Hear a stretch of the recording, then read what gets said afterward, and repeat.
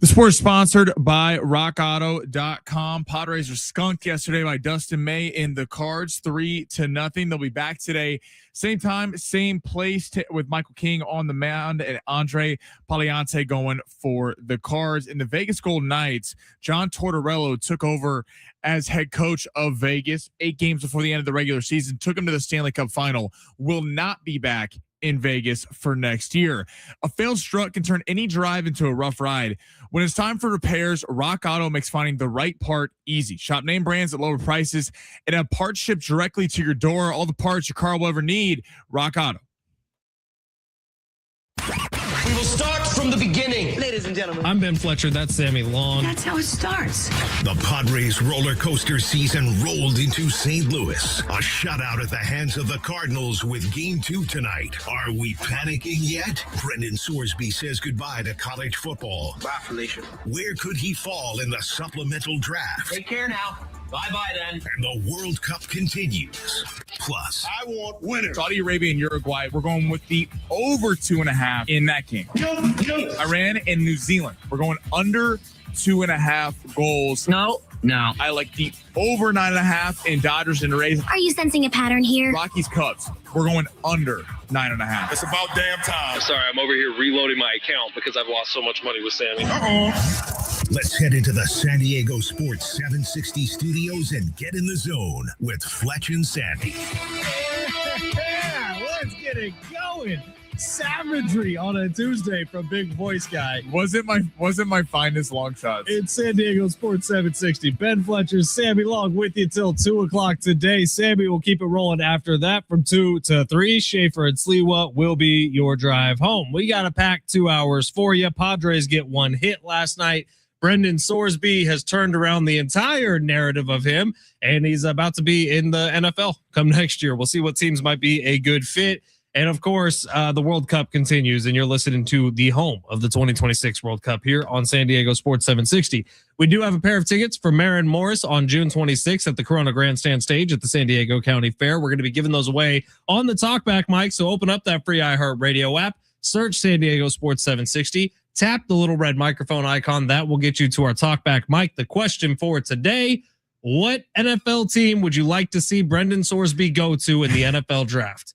So if you don't know the story, we'll get it in a little bit, but essentially Brendan Sorsby is turning away from college football now because it sounds like the NCAA is putting some pressure on the Supreme Court to make sure that there's some sort of ruling before the season begins. So the, what's it called? The injunction isn't going to last for a full season. It's going to be immediate, probably. So Brendan Sorsby is turning around and saying, all right, I want in on the supplemental draft. So someone is going to be able to bid and get Brendan Sorsby. What NFL team makes the best pick? Answer that on the talkback mic.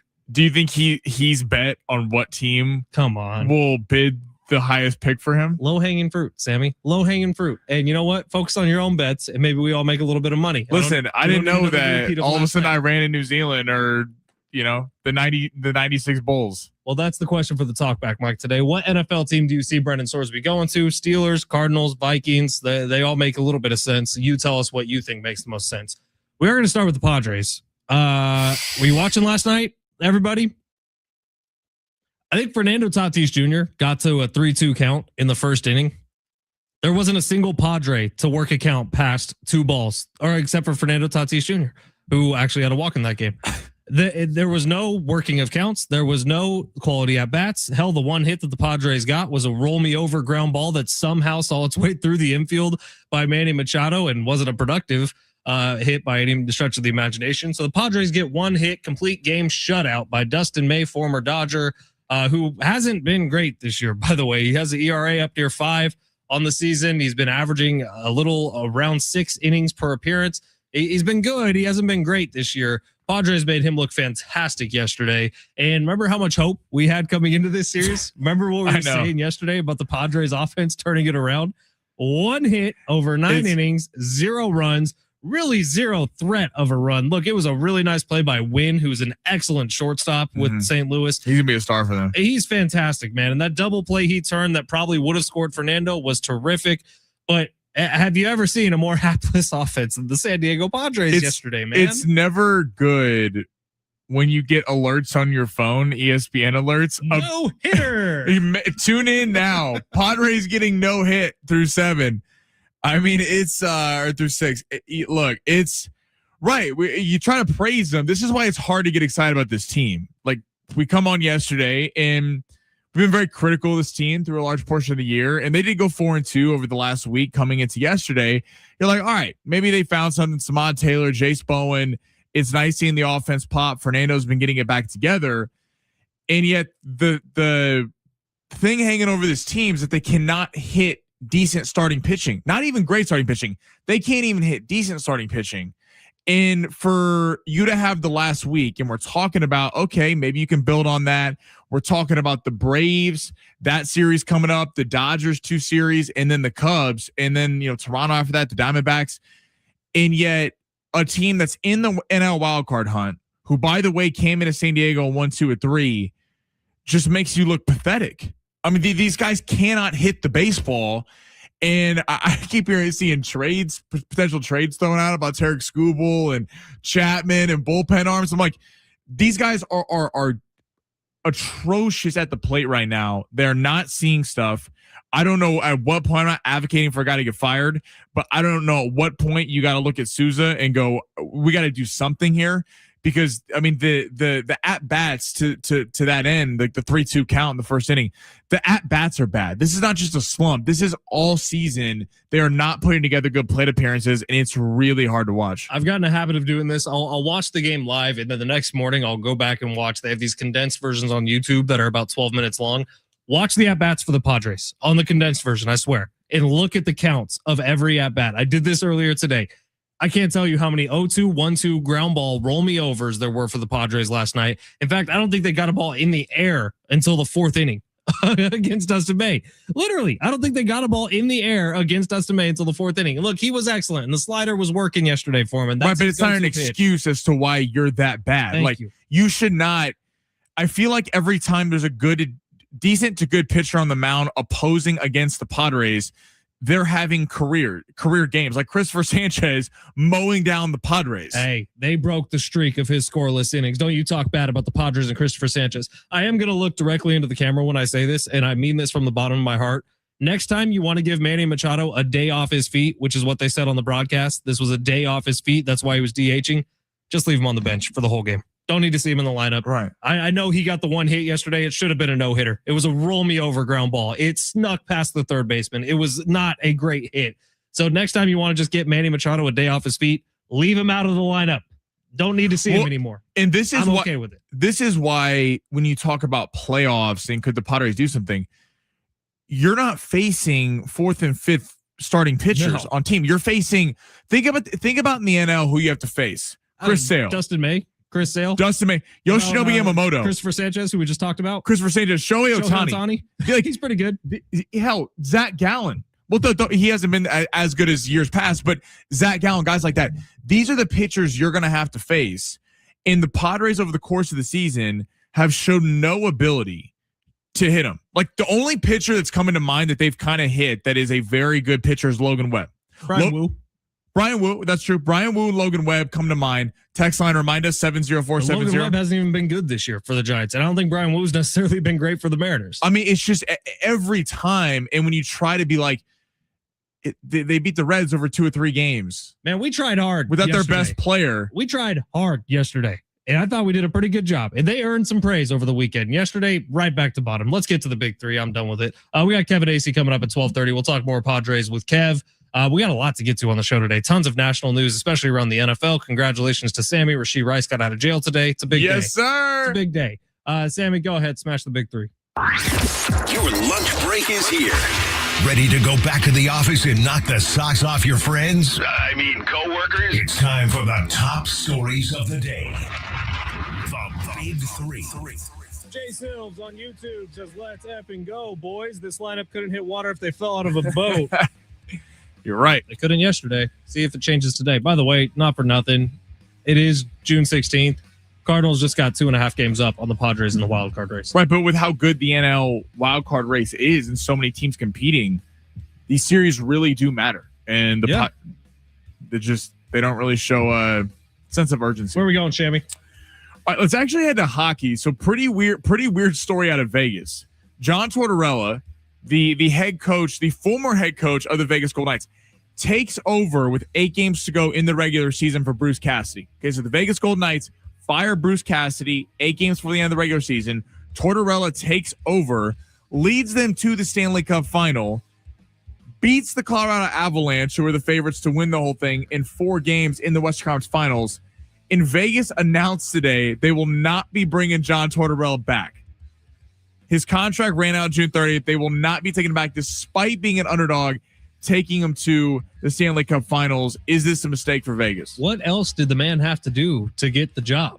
That's really what I don't understand. Like Vegas, correct me if I'm wrong, Sammy. I remember reading this. Vegas was on the verge of being knocked out of the postseason. Yeah. When he took over the job. They were on the cut line and it weren't looking good. Right. They rattle off a bunch of wins in the regular season. They rip through the postseason, get to the Stanley Cup final. At least 4 games into the Stanley Cup final, I would have probably picked Vegas to win it. Now, they didn't win it. They didn't get the ultimate goal. But what else does the guy have to do to get a job? Imagine this in the NFL. Like, let's just imagine this in the NFL. You get to the the Pro Bowl or the whatever the mid trade deadline in the NFL. That's what I was trying to say. You get to the trade deadline in the NFL. Team fires their head coach, right? They're a struggling 1 game under 500 team. They finish the year with 11 wins.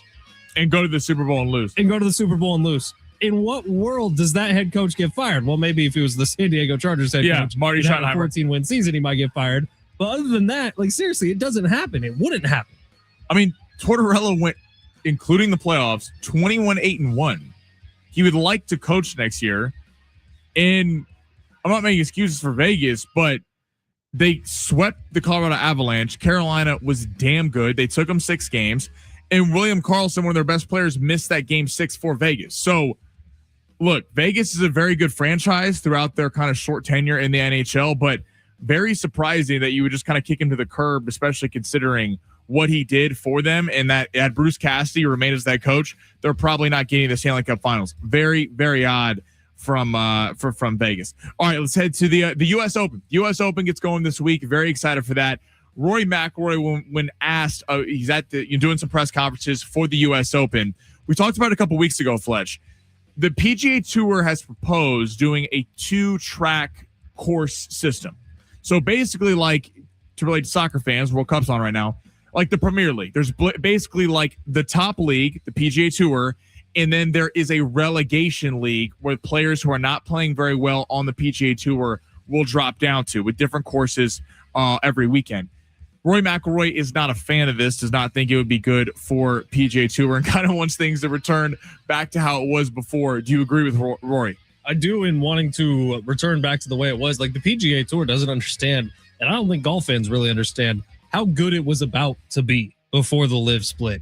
Like, it was as good as golf has ever been, with more star power at the top than there's ever been. And then all of a sudden the great divide happened and a bunch of money got thrown at a bunch of different people, and you just split the world's talent in 2, which sucked, man. It was awful.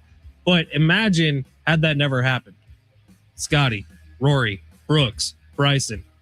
Throw Phil in there. He was still winning. I know the news isn't super positive about Phil right now, but throw him in there. In terms of talent, Phil, right. John Rahm, Cam Smith, who was on fire, Cam Young, who's on fire now. Like, all of them would have been on the same tour this entire time. Meaning week in and week out, at least 3 or 4 of them are going to be near the top of every leaderboard of every tournament of every weekend in golf. The PGA Tour could have been so incredible. The split happened and that sucks. So Rory's talking, he wants to go back to pre-split, and now they're just kind of catching up as they go, trying to figure out the next iteration of golf, when the next iteration of golf was already supposed to be here. And it's not here. And that's garbage, boo-boo, terrible. And now we have 4 times a year where it's going to be awesome in the majors, so that's great. But moving forward, especially if the PGA Tour decides to go with this split league thing, that's all you're going to really have is 4 majors a year where everyone's super invested. Other than that, every couple of years you get the Ryder Cup. Great. Do you think, though, if it is a relegation, like someone like Ricky Fowler's been playing a lot better recently, but there were years there where Ricky Fowler was one of the hot young names on the PGA Tour and then couldn't win for years. Joel Dommins. I don't think Ricky would have been even near the cut of relegation. Like, I don't think it actually matters that much, if I'm being honest. Because it's like the 130th and down gets relegated. Okay, so we wouldn't be seeing necessarily big names on this. I don't think it would be a huge change. From what I've read, I don't think it would be a huge change between what we see now and what we would see in the future. If anything, it gives a little better opportunity for Corn Ferry Tour guys to actually have a better opportunity to get their card easier. I don't think it's necessarily a bad thing, but it is just golf trying to like catch itself up to where it could have been. That's interesting, right? Because off the jump, when I heard that it would be fun to see guys not just fall off the PGA Tour, and if you're winning a bunch at the lower level, then you could come up and play on the main tour, and you would be able to see some of these older stars try to work their way back up into the PGA Tour. Right? If it's that and it's 130 down, then I guess it wouldn't be that much different than the Corn Ferry Tour, which happens now, but just mostly college kids trying to amateurs trying to make it to the pros. But I'm with you. Golf needs to get back. Rory's main point here is we want to see the best competing against the best. We don't want to week in and week out, right? Not just at the majors. It also adds more. So when someone's dominating, when Rory's dominating, when Scotty's dominating, when DeChambeau, whoever the hell it is, John Rahm can dominate, it means even more because on a week-to-week basis, we see so many stars not end up playing because they want to get ready for the majors. It's just we want the best players in the world all playing together. So I'm with Rory on this one. By the way, Shinnecock this week is going to be outrageous. The wind blowing today was at like 30 miles an hour, and guys were playing practice rounds today out there. Someone said if the wind is this bad come Thursday, the 12th green is literally unputtable. Really? Like because they would putt, and with how fast the greens are running anyways, with the wind, balls were just flying off. So we're hitting some overs on scores? Well, the last time the Open was at Shinnecock, Brooks won it. Oh, Brooks. Brooks won it, and his final score, I believe, was either 2 under or 2 over par. It's never been more than 4 under par at Shinnecock. These are going to be high scores this week. I love it. I'm excited, man. Golfers are going to look like us. That's what we all want. Yeah. It's San Diego Sports 760. You're listening live on the iHeartRadio app. Maren Morris tickets coming soon. We'll remind you how to win them coming up next.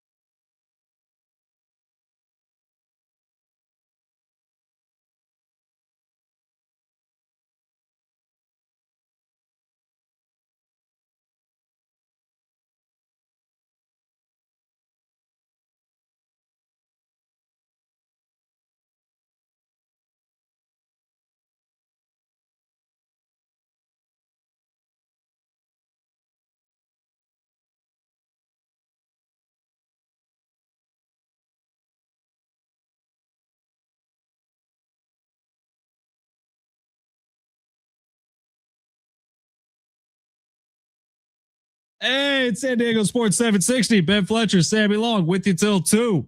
Sammy's going to keep it rolling after that from 2 to 3. Schaefer and Sliwa will be your drive home. You just heard Big Voice Guy say it. We are your home for the World Cup here in San Diego. Listen to every Team USA match. The next one's coming up on Friday against Australia. Those stupid Aussies, they don't know what's coming for them, man. Bro. Enjoy your big ass spiders. We got eagles over here. Dude, we eat those spiders for breakfast. What if we go on a run? Like this team, they finally have scoring with Balogun and Pulisic. And like if the back line can hold up, they have a real coach in Pochettino. And now that Turkey lost to Australia, Come on. like we're the favorites in the group. If Team USA beats Australia, they advance, right? Because no matter what happens in that third I think game. even if they draw against Australia, they may advance. Yeah, because with the expanded group to 48 teams, And the 3-point win in the first game. there's a way that you can be the third place team in your group. And if you're the highest third place team of a section of groups, you actually can still advance. Basically, soccer's our business now. Spain, step aside. Yeah. Y'all drew can't with even Cape beat Verde. Cape Verde. All right, can I say something very, very maybe controversial here? Let's Is that do okay it. with We you, love Sammy? we love controversial. Thursday through Sunday, World Cup games, phenomenal.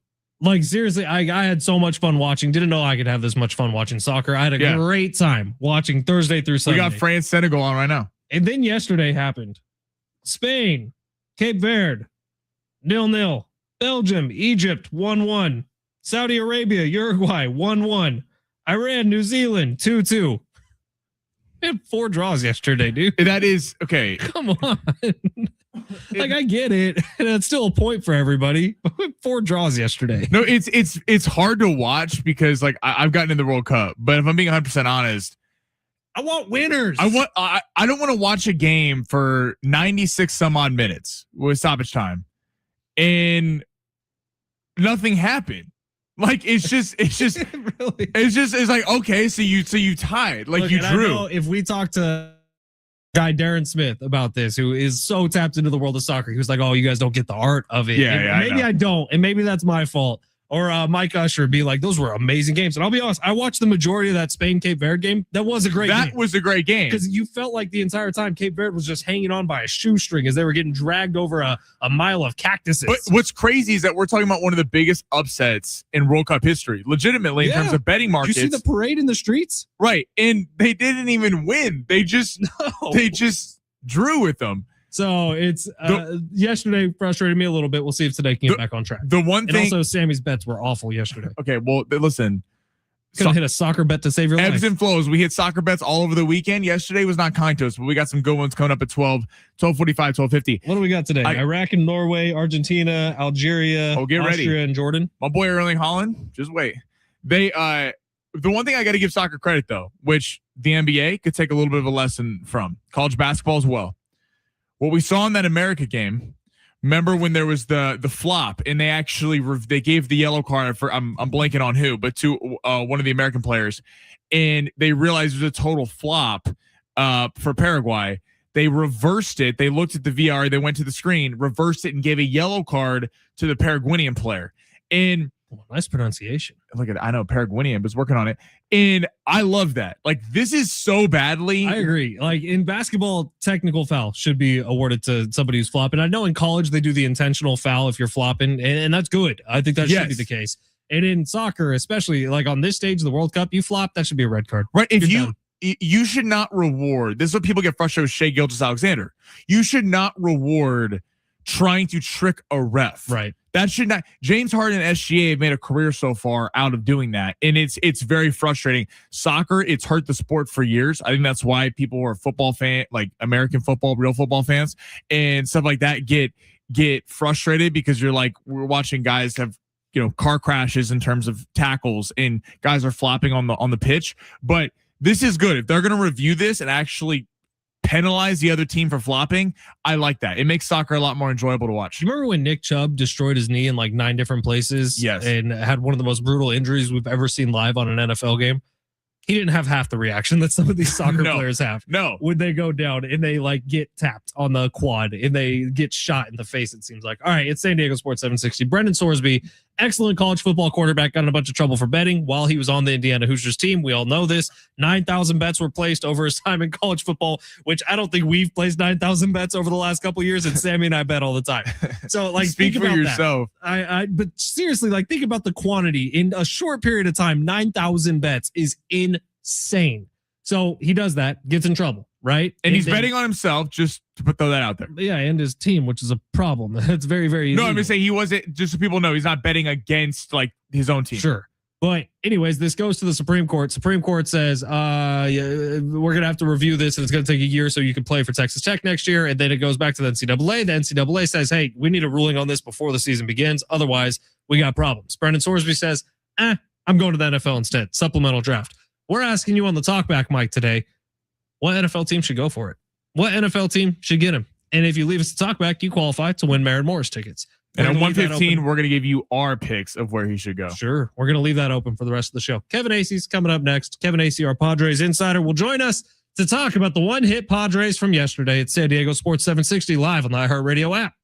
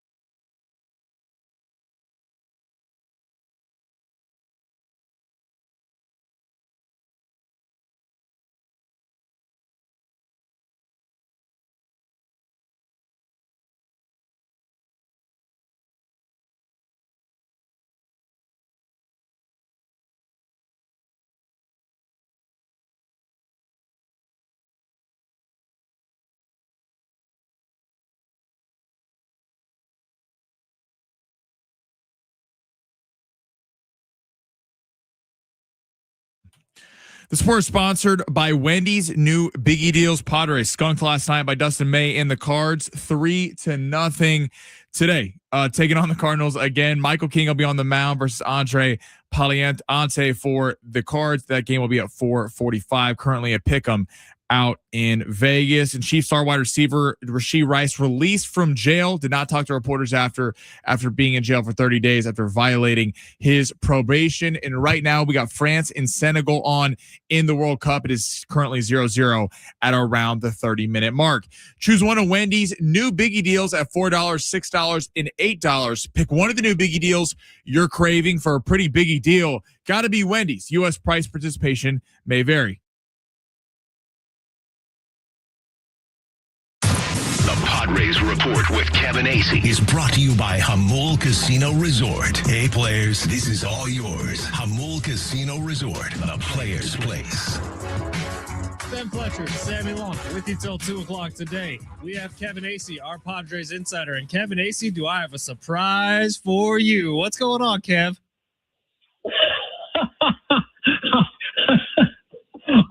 I find that I'm excited and I'm scared. Well, here we go, happening? Kevin. The man who gave you the headline that I'm not sure if you ever actually used, but Jackson Farrell Merrill, he coined the term, is here in studio. Everybody, it's Travis Dale. Oh, Wow, Kevin Acey, best friend in the whole wide world. Kevin Acey did use Jackson Farrell Merrill at one point. Kevin, how are you, man?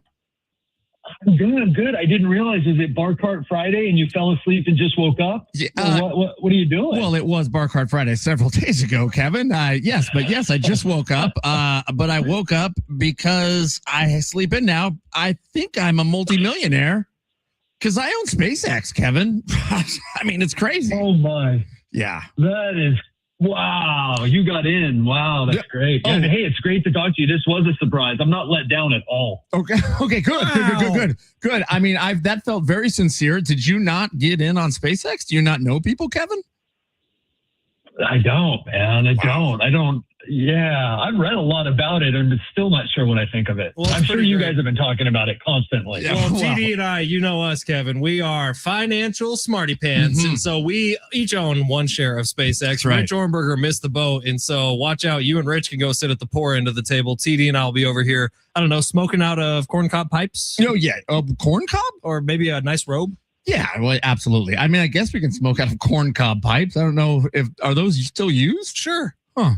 Man, Corn cob, what? corn cob pipes. You know, so when I was a kid for Halloween, if you didn't have a costume, they put coffee grounds on your face and gave you a corn cob pipe and called you a hobo. How'd that work? Now I still do it today. Kevin? Then Child Protective Services were called. What on my parents? Come on now. Come on, Kevin. Did you ever dress up as a hobo as a kid?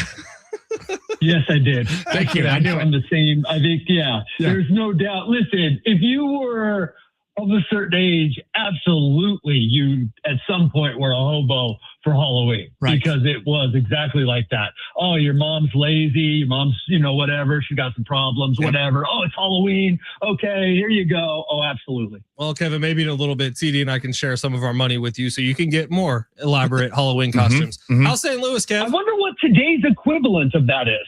Right? Like, you can't call someone a hobo. We're probably in trouble right now. Yeah. Probably. I don't know if you can even Today's use the equivalent? term. I don't know. I don't know what the equivalent is. What's the when you Is were it a kid? unhoused? Yeah. Well, yeah, but you're Yeah, not you're not dressing up as the unhoused anymore. What was your fallback costume as a kid, Sammy? I never dressed up as a You didn't go trick or treating? my big costume when I was a kid. I went as Ralphie from A Christmas Story with the bunny costume. And it's crazy. He that's still pretty shows up to good, work yeah. every day dressed just like him. Exactly. Kevin, how's St. Louis? It's good. Yeah, it's great actually, because usually we're here in August or July, and it is hell. And I mean, it's so bad usually when we're here, like the locals talk about how bad it is. And they're the people who live here. Today, or like this week, they're talking about how great it is, which means something. But then tomorrow it's supposed to be 90 degrees. But anyway, that's the kind of trip it's been. Well, at least they got one hit yesterday. That had to be entertaining. Oh, huge. I mean, look, it's always, if you, as a writer, and of course there's no such thing as a jinx, start doing all the research on perfect games, no hitters, and start writing it and feel like, okay, got a good handle on this. That's how you jinx a no hitter. Cause I just started to believe it. Cause that guy, like, he was good last night. He was good. He really was. And you're like, my goodness, they're not even coming close. He might do this. And then of course, they got one. Yeah, you know what? I'm Kevin. Words. Have you had any of the ribs out there in St. Louis? Oh, you know that I haven't. I'm going to tell Golly. you this. I'm going to tell you this, though, just because I feel like it'll be better if I just acknowledge it on the airwaves publicly. Okay. 2 a.m. last night. Talk to When me. you're going to order something at 2 a.m., What were you wearing? you're not going salad, right? No. Are you kidding me? Entire No. calzone. Oh, there we go. wow. Kevin, that's the coolest Hold thing you on. have ever said on this show. Wow. And you've said some lame I'm things. almost in tears right now. My name is Kevin, and I ate an entire calzone brushed with butter and garlic. I'm so according proud of you. to the website. Oh God, I love it. I love it so much. You know what I love about a calzone is I pretend like I'm a real teeny tiny guy, and that's just my sleeping bag. I don't want to climb inside of it and then just eat my way out. Oh man. And St. Louis known for their calzones. So God, I hope the Padres can get in the calzone today, right? And you gotta win. Pew pew. You could use that for any headline you want, Kevin. Man, I've really missed you. I wish Rich were here. All right, well, we're gonna say goodbye to TD. Is that okay, Kevin? Wait, we haven't even talked about. No. We haven't even talked about Dustin May. I changed his last name today. Oh, it's so bad. Okay, so check it out, Kevin. I don't know how much No, it you costs. didn't. I looked it up, and between $100 and $455. I can't tell. There's a lot of paperwork involved, but under $500, we can change Dustin May's last name to DeWind, and then he'd be Dustin DeWind. Huh? That's all we are, Kev. Wow, that's almost as bad. And I don't do this. I don't do this because it's a really tough job they have. And to do things on the fly, I have a delete button. I still make a lot of stupid remarks. But did you hear the Cardinals call last night? No, what'd they say? After he finishes this game, and it was a gem, and they go, his number is 3, right? Yeah. Just Dustin May's number is 3. The line was, it's June, but tonight is May 3. I did see that. Wow. And our text line has said that today, Kevin. Wow. It is a little bit outrageous. Huh. All right, TD. Again. Okay. That's you gotta, you just, sometimes you don't rise to the occasion. That's all. Yeah, Not for me. And if not you for me. rise too much over 4 hours, you got to go to the hospital. Yeah, so I'm talking about Blue Chew. You know what that's like, Travis. You don't rise to the, I know. I've seen photographs. You've sent them, Kev. This is why when I was on that show, you always end up having one remark where you lower yourself. Nah. What are you talking I about? just did it, and I'm sorry. We've saved calzone, it. and now this. We've saved it forever, and now every time you message me, that's what I'm going to hear. It's now been saved to the sound. Kevin, I love you. Apparently, they're kicking me out. They said it's been sports adjacent enough, so now they want to talk only sports. They're going to get down to business. So I love you. I'll see you later. Bye, everyone. Kevin AC joining us today on San Diego Sports 760. Oh, Kev, those are the good old days. You, Travis, Rich doing the most absurd stuff, and then the producer jumps in with something like, "Hey, Kevin, when are the Padres going to fire Steven Souza?" I will give you that. There would be 40 minutes. You could hear the frustration in your voice. You're like, "Hey, just one baseball question." Yes. So when are they going to do something about Steven Souza or this hitting situation in general? Well, last night, I got you, but I want to say that today is not the day to talk about that. Dustin May did what Dustin May did. They have been a lot better. I forget what it was, 265, a 750 OPS over the previous 8 games or whatever it was. They were doing well. As a matter of fact, I feel like lately, more you have to be worried about the pitching. And I say that because of this. I'm not saying the offense is back or the offense is out of the woods. I'm saying that their only shot is for the offense to be out of the woods. But if it is, hey, have you noticed the starters are going 4 and 5 innings every night? The bullpen kind of, I don't want to say overworked, but it's working at its a lot. And so I'm seriously more concerned about that going forward if I'm Padres fans than I am the offense, partially because if you're concerned about the offense and you think it's not going to be any better, well then, pack your bags, start, get ready for whatever season that you root for, Aztecs football or whatever. Do you think Fernando Tatis has turned a corner individually with this batting average kind of getting up there in OPS? I do, but it's kind of it is what it is, because from my understanding, and you try to talk to people and go, hey, it's what's the story here? And the fact is, he tried to change how he swung, be that there was the hands, there was the body, there was the timing. There's like, he's trying to get the ball in the air, and he was hitting 230.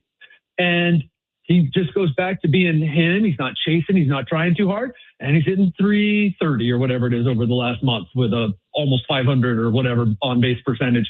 Like, I mean, which one are you going to take? So they're going to keep working, and hope that, like we are talking, and both of his home runs have shown this. He's like a fraction of an inch away. Like, it's unbelievable he hasn't hit more home runs because it's not just hard grounders anymore. He's lining out hard, or like, I mean, so my answer to you is yes. And then if people were to say, but the power, I would say, yeah, I'm with you. But like, we're now on 2 years in a row of having this conversation. If you remember the middle of last summer, like he had this 40-game stretch, which was like 500 on base percentage or whatever it was. And we're like, well, but what about the home runs? Well, guys, which one do you want? Like hitting 230, but he's trying to hit home runs, by the way, not doing it. Or this guy. I mean, that's what it is. I prefer this guy. I really do. In fact, Fernando Tatis Jr. is the least of my worries right now when it comes to the Padres, which is sort of crazy to say. That's something to talk about. Sure. Yeah. But Kevin, the one thing that left me just absolutely scratching my head yesterday is why the hell is Samad Taylor not on the field? You talk about the one guy who is provided so much energy, and I kind of compared him to Jerks and Profar just with the celebrations and the kind of timely hitting that he's had over the last couple of weeks. Like, it feels like he's kind of reintroduced some lifeblood to this team, and then he's on the bench yesterday, and Manny's DHing. I didn't really get it. Well, if Manny's got a DH day, and when that's just kind of how it was scheduled. And if anyone was going to get to May or hadn't recently, it was lefties. So you're going to put Sheets in left field. You're going to have Song at second base. It didn't work out. I absolutely understand. Why not Samad Taylor? But like, you're trying to play the odds against Dustin May.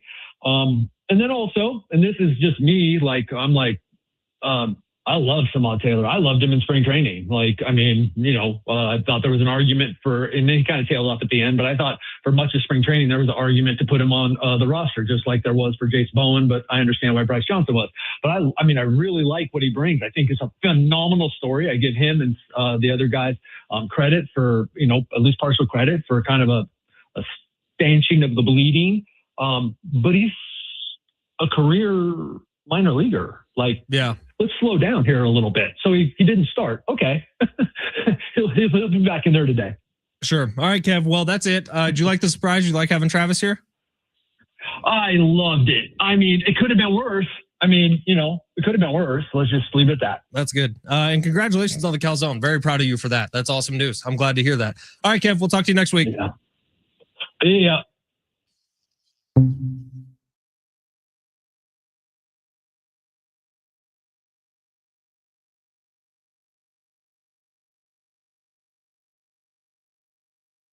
Kevin Acey on San Diego Sports 760. Was he referring to Rich Ornberger when he said it could get worse? I think so. I think there was a shot at Rich. I think it was.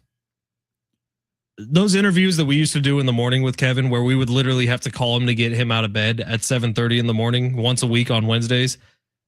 There was never a grumpier person turned loopy, turned hysterical over the course of 15 to 20 minutes. And if we knew Kevin was trying to get off the phone, those interviews would get extended and extended and extended, and we would just go longer and longer and longer till the point where he would finally just hang up.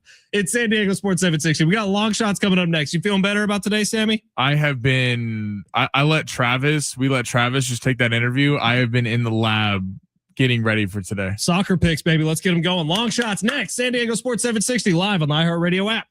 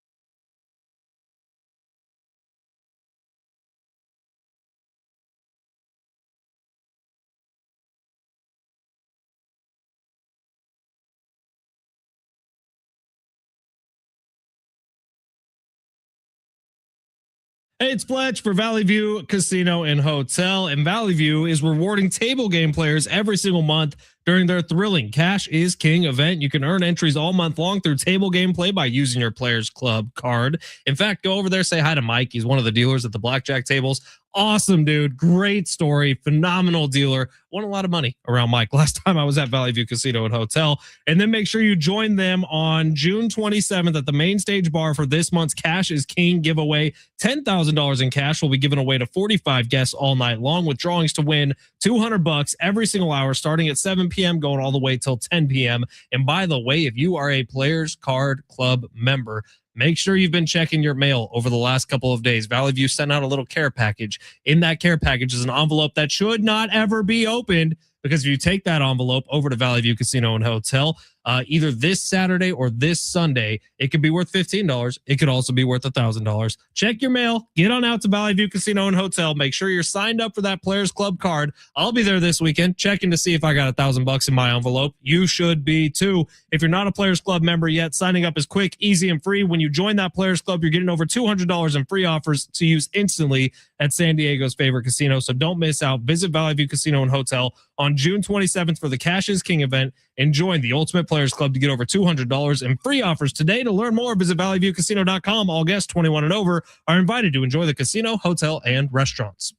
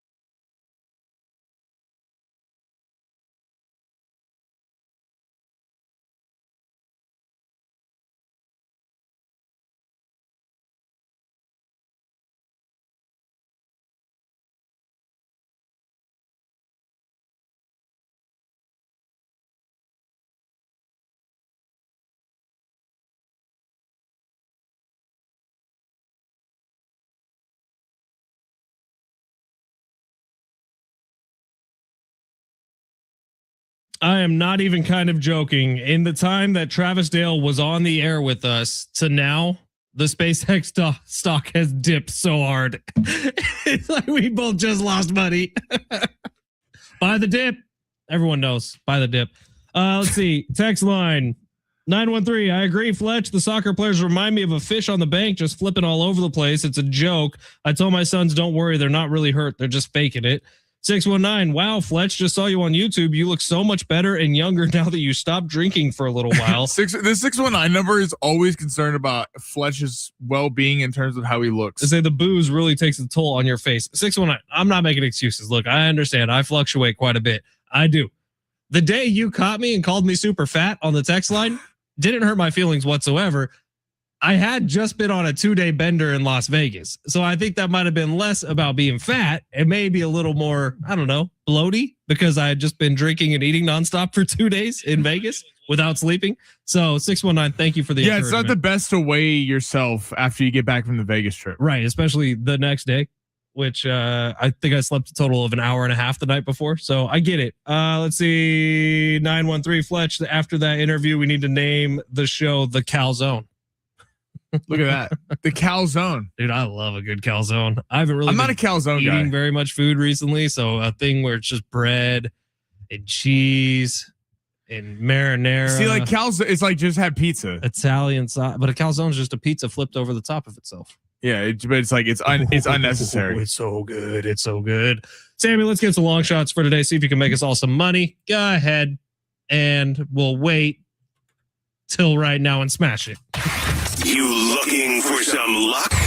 Want to win big? Gotta play big. You are so money, you don't even know it. Time to take a chance Pay that man his money. with long shots. All right, Sammy, where we going? All right, so Major League Baseball. We got the White Sox taking on the Yankees in the Bronx. I like the over 8 runs in this game. Now, Davis Martin and Garrett Cole are pitching. Garrett Cole, one of the best pitchers that over the last decade, just in general in Major League Baseball. Fantastic player. Recently came back from that injury that he suffered before last season. But if we look at the underlying splits here, so we look, Davis Martin's been amazing for the White Sox. He's had a 1 ERA at home, a 3.59 ERA on the road. He has not been a very good road pitcher. And Garrett Cole, surprisingly, coming off that injury, they've limited his innings so far this season, what Aaron Boone and them have done over there in the Bronx. And Garrett Cole, over a 3 ERA at home, which is surprising for him because he's usually absolutely nails. Only 4 strikeouts over 11 innings pitched. So I don't know if Garrett Cole's all the way back. He's had a couple good outings, but not quite the Garrett Cole that we're used to seeing. So I like the over 8 runs in White Sox and Yankees. White Sox beat the Dodgers 2 or 3 games. That was the first time the Dodgers had lost a series since the beginning of May. Very impressive what this White Sox team has been doing. Got to give them a lot of credit. So I like the over 8 runs there. All right, Iraq in Norway. The World Cup debut of Erling Haaland. Let's go. The Viking himself. Is he 18 years old? 19 years old? No, he's older. Oh. He's older. The Spain dude is 18. Yeah, Lamine Yamal is 18. But Erling Haaland, star for Manchester City, was kind of thought of as one of the best soccer players in the world, and is still one of the best soccer players in the world. I think people would say Mbappe, Yamal is kind of the new young gun on the scene. But Haaland making his first debut, I think, puts on an absolute show. Now, to qualify for Norway to make Group I, they have outscored their opponents 37-5 in just 8 matches. They also were undefeated, going 8-0. The team's front line is really good as well. Martin Odegaard, Alexander Sorloth. Look, I like Norway -1.5. I think they put on a show. Very hungry to make an imprint on this World Cup. Back Erling Haaland. That game starts at 3 o'clock. -1.5 for Norway. Should we smash him to score a goal? Listen, that's tasty as well. I don't know what the odds are on that, but Haaland is definitely going to hit on that. All right. I'm also going to roll with Argentina. Oh, it's not even that good. It's like he's almost guaranteed to score a goal. That's why we're betting -1.5 Norway. We're going to go Argentina as well. -1.5 on the spread. Look, they lost. If we all remember, despite them winning the last World Cup, they lost to they were a massive favorite in the group stage and lost in one of those group games. Kind of was a wake-up call, a la what I think is going to happen with Spain, which would happen yesterday with Cape Verde. Look, Lionel Messi trying to put a shut on this GOAT debate. And Algeria is a decent squad. They've had some good qualifiers. Actually beat Norway, beat Bolivia 4-0 in qualifying. But Argentina's special sauce, everyone talks about Messi, is the back line. That's what's fantastic. They're really hard to score on. So we're not going to go over 2.5 goals because I could see Argentina winning this 2-0. But Argentina with Di Maria and Messi just has too much talent offensively. I like Argentina -1.5 goals to win by 2. So you get a little bit of value there. Argentina -1.5. I like Norway -1.5. We're betting on the Stars and Holland and Messi, and I like the over in the White Sox and Yankees. I think Davis Martin and Garrett Cole get roughed up today. I dig it. Get a little get back for the get back. I'm into it, Sammy. If Erling Haaland and soccer doesn't really work out, he has a spot as the next Fast and the Furious villain. He does kind of give out that vibe. He does give out that vibe. Just look at him. He's got that jawline. He's got the slick back hair. He's got a really big, creepy smile. I know text line's about to point out, because every game yesterday ended in a draw, that you just picked 2 absolute winners. There's going to be some get back today. Yeah, but you picked him against the spread. Yeah. So it's good. They have to win by that much. Right.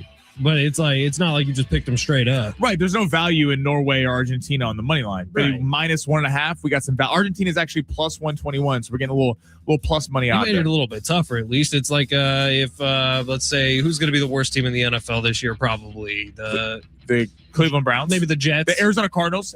Cardinals. Okay, so the Cardinals are playing against the Rams this year, and the Rams are 12.5-point favorites, and you take the Rams. That's what you just did. Yeah, take them on the spread. Yeah, it's ballsy. I like it. San Diego Sports 760, hour 2 coming up next. We will be giving away those Marin Morris tickets in hour number 2. You got to win them on the talkback mic. If you missed the instructions earlier, we'll give them to you on the other side at San Diego Sports 760 live on the iHeartRadio app.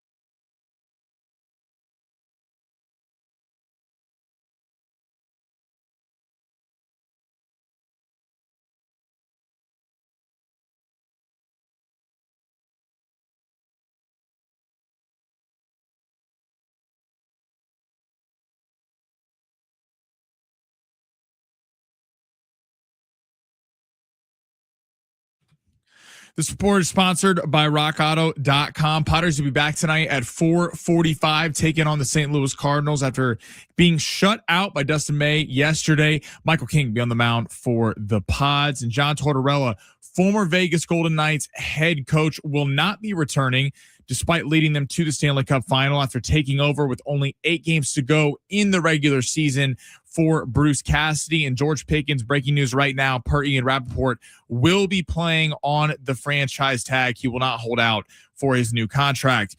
A failed strut can turn any drive into a rough ride. When it's time for repairs, Rock Auto names finding the right part easy. Shop name brands at lower prices and have parts shipped directly to your door. All the parts your car will ever need, Rock Auto.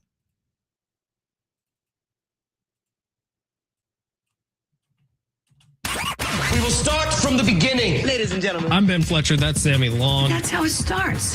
The Padres roller coaster season rolled into St. Louis. A shutout at the hands of the Cardinals with Game 2 tonight. Are we panicking yet? Brendan Sorsby says goodbye to college football. Bye, Felicia. Where could he fall in the supplemental draft? Take care now. Bye-bye then. And the World Cup continues. Plus, I want winners. Saudi Arabia and Uruguay, we're going with the over 2.5 in that game. Iran and New Zealand, we're going under 2.5 goals. No. I like the over 9.5 in Dodgers and Rays. Are you sensing a pattern here? Rockies Cubs, we're going under 9.5. It's about damn time. Sorry, I'm over here reloading my account because I've lost so much money with Sammy. let's head into the San Diego Sports 760 studios and get in the zone with Fletch and Sammy.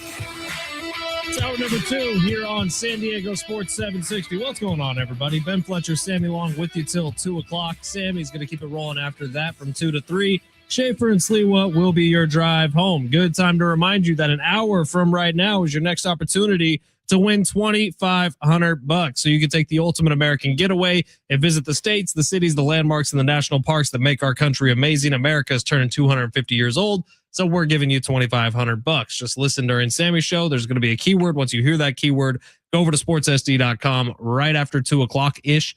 Once you hear the keyword, put it in at sportssd.com. You can win $2,500. Sounds pretty sweet, doesn't it?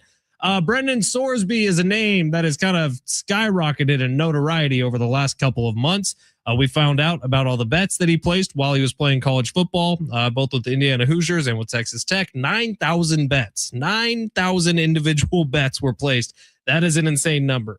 So he was in big trouble. They went to the Supreme Court. The Supreme Court said it's going to take a year. College football said, nah, we're going to need this answer before this season starts so we know what the punishment's going to be. Brendan Sorsby, finding all of that out, said, all right, going to the supplemental draft in the NFL.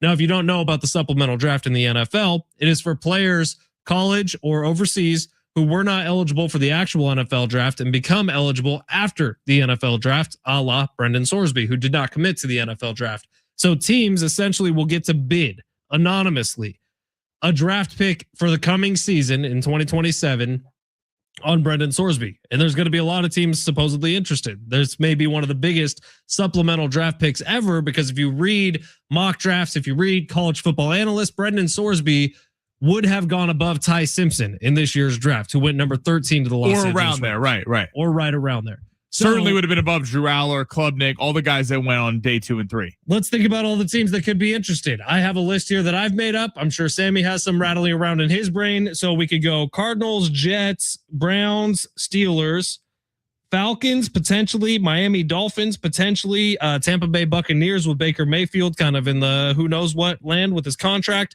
and the Minnesota Vikings, who have 2 quarterbacks, which means you have no quarterbacks. So that would be my list of people who should be interested in Brendan Sorsby. Did I leave anybody off, Sammy, that you can think of?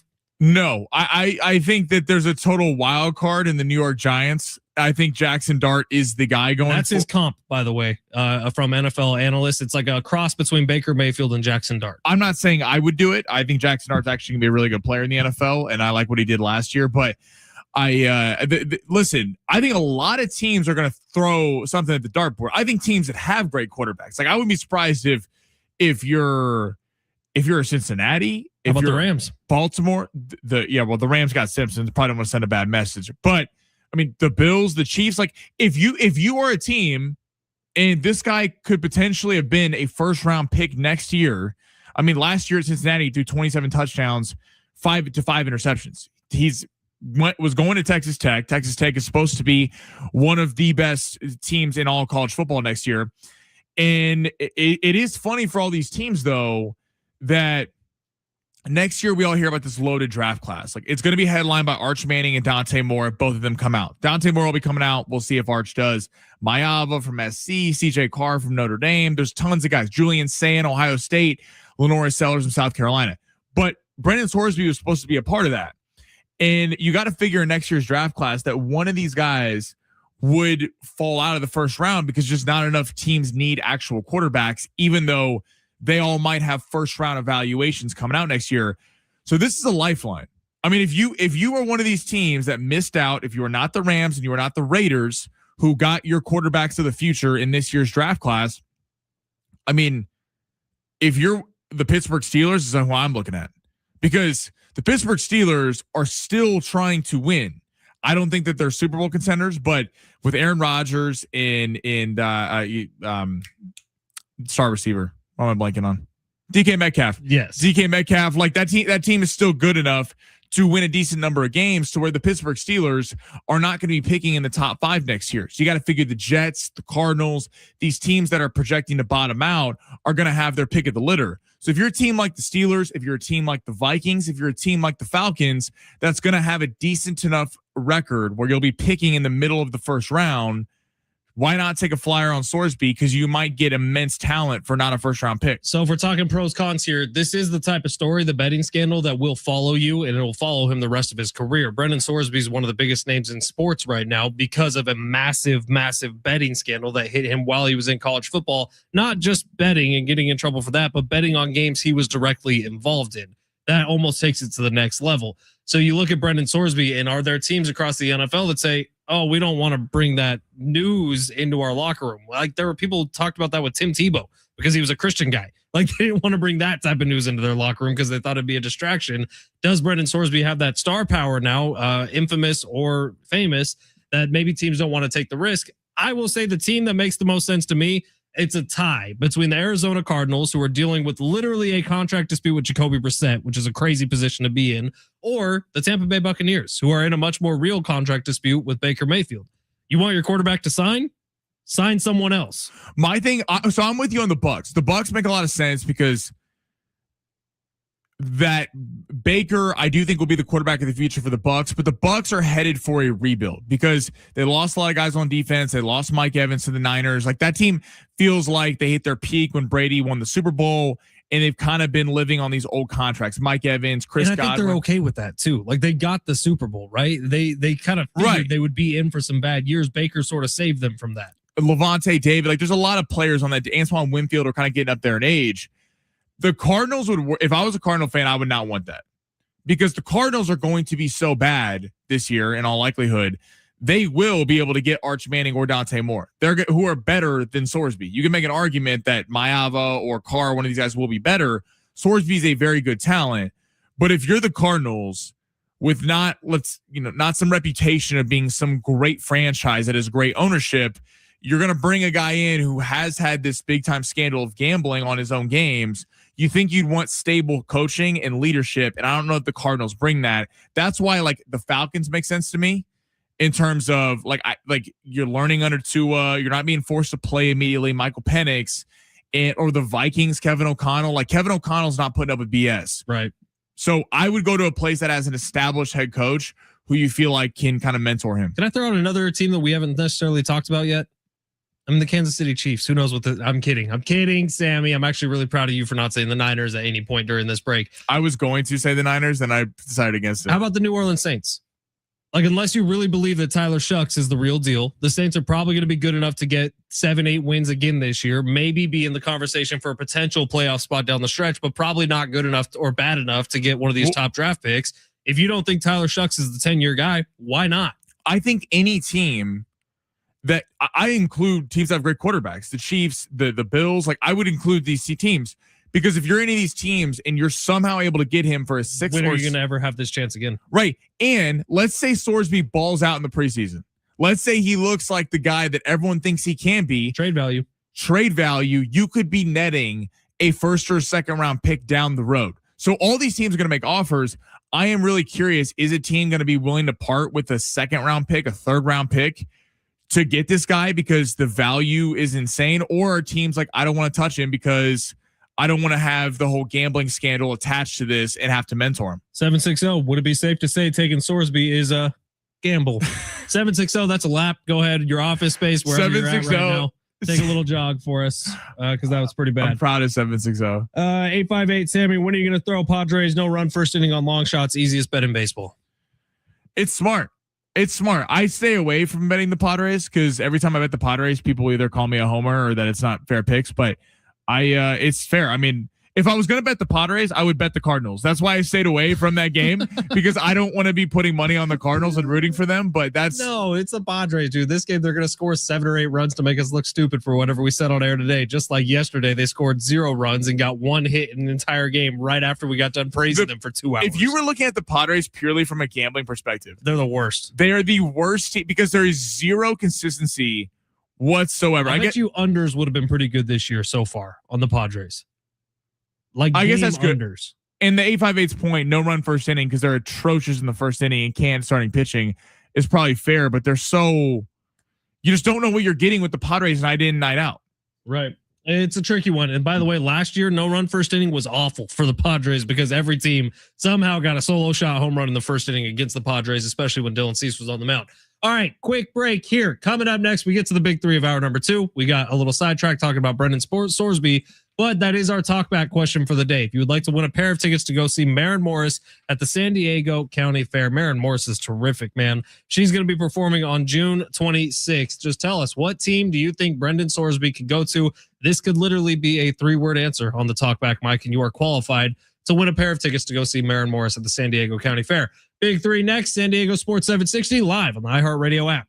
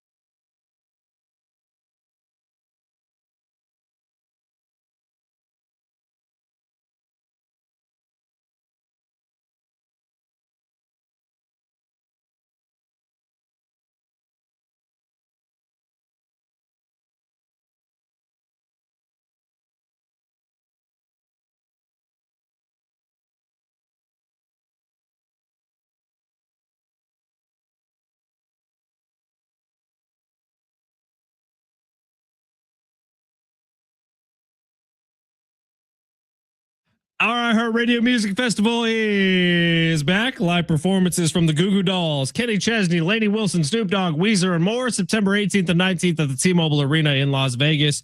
2 nights, 1 stage. Now's your chance to buy tickets at AXS.com. Get them now before they sell out. And I just pictured Kenny Powers getting all emotional. Don't bury him yet. Like to add to the speeches. Shane Dog. Is Eastbound and Down not one of the greatest shows I'm ever telling made? you, Eastbound and Down has more laughs per minute than pretty much any show I've ever watched. Totally agreed. And Like it is just hysterical, man. And there's not a single flop of an episode. Like you're laughing in every episode. It's not the best show I've ever seen. It might be the best character in a like comedy of all time. Like Stevie, Craig Robinson, Will Ferrell, and McConaughey's cameo. It's great. Michael Pena. By the way, the Will Ferrell scenes with Craig Robinson in the first season, we've been lucky enough to have Craig in studio a couple times, and he's talked about him as if Will Ferrell's not just trying to make the show good. Like he doesn't care if the show ends up being good. He's just trying to make everybody around him laugh and make it last as long as possible. Like that's my type of humor, right? Like almost torturing everybody around you because it's just like we need to get this done. And he wouldn't let them get it done. That is fantastic. I heard Jimmy Fallon talking about how the cowbell sketch, the shirt that he was wearing because he's too short, kept getting tighter every time they rehearsed it. So when they actually came out, it's like 3 sizes too small. And he's like, I couldn't even look at it. It was so good. Oh, that's everything. The hot tub sketches, like Will Ferrell didn't care if everyone around him, like the essentially, like you didn't even know what the plot was in the hot tub sketches on SNL because Will Ferrell was just killing everybody, making everyone laugh so hard. That's the way to go, man. That's Will Ferrell, his special brand of comedy. Greatness. I'm honestly a little bit ticked off that Will Ferrell is like about to be the next Inspector Gadget or whatever. I don't know if you saw that news. Oh, I didn't see that. I think that's such a bad role for him, man. Like Will Ferrell needs to be Step Brothers, Ricky Bobby. Right, why don't we get an Other Guys too? Thank you. I love that movie. So underrated. It was so good. Samuel L. Jackson and The Rock in the opening scenes of that movie. Aim for the bushes. Dude, it's so good. See, in that one, like, look, I get. And who knew Mark Wahlberg was funny before that movie? Yeah, Wahlberg was great. He's hilarious. Terry Hoyts. And then I'm a peacock. You just got to let me fly. Dude, and like my thing with Ferrell is this. If I get, maybe you don't want to touch Step Brothers. It's such a masterpiece. Don't make a sequel where it's going to like go down. The Other Guys is such, you could go a gazillion different directions with that sequel. It feels like they did. They made 21 Jump Street, and then those movies are now getting sequels. Like it almost feels like similar brand of humor, but I don't know. More Will Ferrell's good. Blades of Glory too. I'd be so in, but change the sport. Like that's the thing. You could take Will Ferrell and Josh Hader and do a completely new story about a different Olympic sport. You know what I mean? And it would be just as good.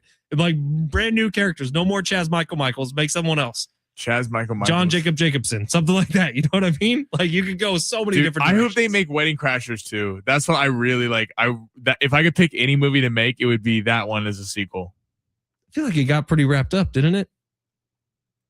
Well, yeah, but they could be like divorced 20 years later. Get divorced. Like Rachel McAdams just isn't even in the new one. Like you could go a gazillion different. No Isla Fisher anymore. It's just they're back. It's just the boys are back. All right, San Diego Sports 760. Sammy, we did not get to the big three in the last segment. So how else are we going to know what's going on in the world of sports? Before we do, this Mbappe dude for France, Kylian, he's playing the wrong sport. What should he be playing? Because he does make like $500 million. Yeah, he's playing soccer. He's playing the right sport for his bank account. Could that dude not be like an excellent slot receiver or a slot corner? By the way, if soccer was the number one sport in America, we would destroy everyone. Dude, Tyreek Hill on the pitch. Yeah, like come on. Lamar Jackson being a striker, like get out of here. Like Tyreek Hill, the way he high points balls in football, I'm talking like prime Tyreek Hill when he was like 26, 27 years old, where he would he's the shortest guy on the field and was jumping over everybody to go high point footballs. Imagine he was doing that with his head. Anthony Edwards playing center back. Come on. We would dominate. All right, let's get to the big three of hour number 2. Sammy, smash. Your lunch break is here. Ready to go back to the office and knock the socks off your friends? I mean, coworkers? It's time for the top stories of the day. The big three. 858. We need a stepdads with a twist on Step Brothers. I like that. Brendan and, oh my God, what is John C. Reilly's character's name? Dale. They get married at some point and they go and have kids and then they get divorced and then they become stepdads. That is fantastic. 858. Have you watched Righteous Gemstones? Great show. It is fantastic. I only saw the first season. I know it gets better. I know it's great. I know I would love it. Just haven't watched it yet. Danny McBride is maybe the funniest dude in Hollywood. Just throw that out there. Yeah, I know. don't think he lives in Hollywood Like, this anymore. is the end. Like, he made that movie. He's the only reason it was great. And Danny McBride also produces everything himself. Like, he's hardly ever taken a studio's money. It's like he self-funds. He gets all. It's Danny McBride's a very, very cool story. Where are we going, Sammy? All right, Conor McGregor was just interviewed with Ariel Helwani. Said Terrence Bud Crawford declined mega fights. Said he passed on a $200 million deal for MMA and a boxing event against each other. So they would fight. So one more time. Conor McGregor said today on Ariel Helwani's show that Terrence Bud Crawford declined mega fights for $200 million. They would fight once in the octagon and they would fight once in the ring. Is that something you would have liked to have seen? I don't think so, if I'm being completely honest. I saw them kind of jawing back and forth at each other on social media. Conor McGregor saying, MMA ever. That's the sign of a true fighter, blah, blah, blah, blah, blah. I think it's a lot of nothing. I don't think those fights would be legit. Can I just throw that out there? What, you think they'd be fixed? I don't know if they'd be fixed, but it would feel a lot like the Jake Paul-Mike Tyson fight, where it's like it's not their main deal, and so they're both kind of caving to the other person. Like when Nate Diaz went to boxing, at least you could kind of see it. Like Nate Diaz was going to try to knock the other person out. Conor McGregor going to boxing never worked for me. The Floyd Mayweather fight I thought was the lamest thing I've ever seen. So give me like the Conor McGregor Max Holloway fight was something I'd actually be really, really interested in. Because it's two guys who maybe they're at the tail end, like Max Holloway's at the tail end of his career. Conor McGregor is done, but it's going to be something that'll be great because it's two guys entertaining at the thing they're best at. I think it's always funny when UFC fighters try to pull that on boxers. They're like, "Oh, well, we're the real fighting, and why don't you come over here?" It's like because there's no money in it.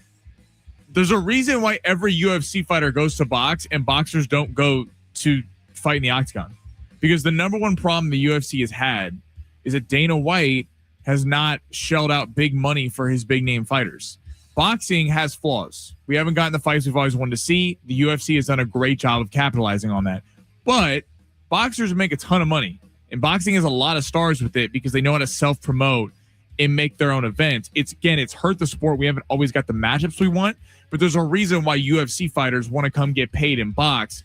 In terms of those two fighting, it would have been a spectacle I would have watched, but right. I mean, Conor McGregor would have whooped Terrence Bud Crawford in MMA, and Terrence Bud Crawford would have destroyed him in boxing. Like it's kind of a predetermined outcome. What do you think's harder? Like to switch into? Well, the like a lifelong boxer, is it harder for him to go fight in the UFC, or is it harder for a lifelong UFC guy to go into boxing? It's hard because it's like, I guess if you had to pick one, it would be UFC fighter going to boxing and that you don't have to worry about wrestling, anything like that. Sure. And you use your hands. But I think what the casual fan doesn't realize is that boxers are throwing 11, 13, 15 punch combinations and throwing feints, which is something UFC fighters don't really do and throw that many punch combinations, because they have to worry about wrestling and things like that. So then you go fight a boxer and you don't know how to set up shots for later rounds. So it really is two different sports. Like the technicality behind boxing is obviously far higher standing up. Right. But the technicality on the ground in the UFC, boxers wouldn't even know what they were doing. I guess it would be UFC going to boxing. Because, right, I mean, how would, if you never wrestled your entire life, getting against a jiu-jitsu master. Right. I mean, which that's where UFC guys, for the most part, are born. They start in wrestling and then they learn the boxing afterwards. Right. It's easier to go that direction than it is to go from learning the boxing to learning the wrestling. Yeah. It's an interesting conversation. Who would win in a street fight? Like, dude, you get like Mike Tyson in his prime against John Jones. Who wins in a street fight? So this has always been debated. You have UFC heads are like 99 out of 100 times John Jones will win. I kind of think so too, unless Tyson gets one off right away. It would favor the UFC fighter, but I don't think people understand that when Mike Tyson hit you, you went to sleep. By the way, that's going to be the talkback question tomorrow. John Jones, Mike Tyson, street fight. Who wins? That I think we get split. I think so too. Because in my brain, I'm thinking John Jones wins that the majority of the time. Are you starting up? Yeah, it's a street fight. Okay. Because if you started on the ground, John Jones would win every time. Of course. But if Mike Tyson can get him right away, dude. Right. I mean, all if it takes you is one. landed an uppercut, it doesn't really matter that you can wrestle. Oh, that's kind of fun. All right. Well, today's talkback question: where does Brendan Sorsby end up in the NFL? We're going to give those tickets away. And what do you think, Sammy? 20 minutes? 20 minutes? We'll leave the. We had a whole talkback big mic three open. plan, and then we started getting excited about Mike Tyson. I know. God, that is a fun little dilemma to think about. That'll be the talkback question tomorrow. All right, San Diego Sports 760. We're going to talk some Padres. Do they get more than one hit today? That's next. San Diego Sports 760 live on the iHeartRadio app.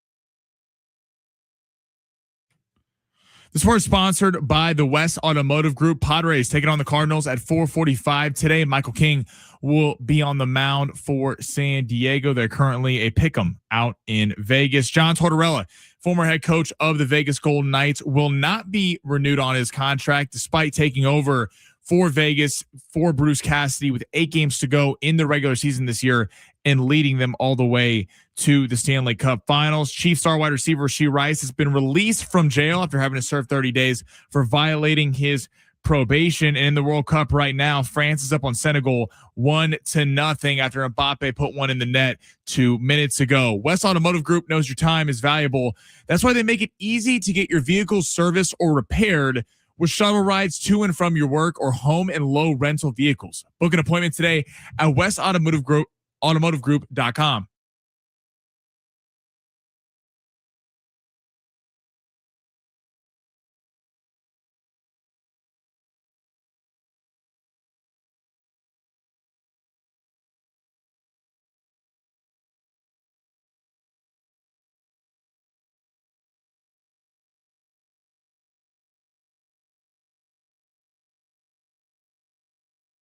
San Diego Sports 760, Ben Fletcher, Sammy Long with you till 2 o'clock today. Sammy will take over after that. Schaefer and Sliwa will be your drive home.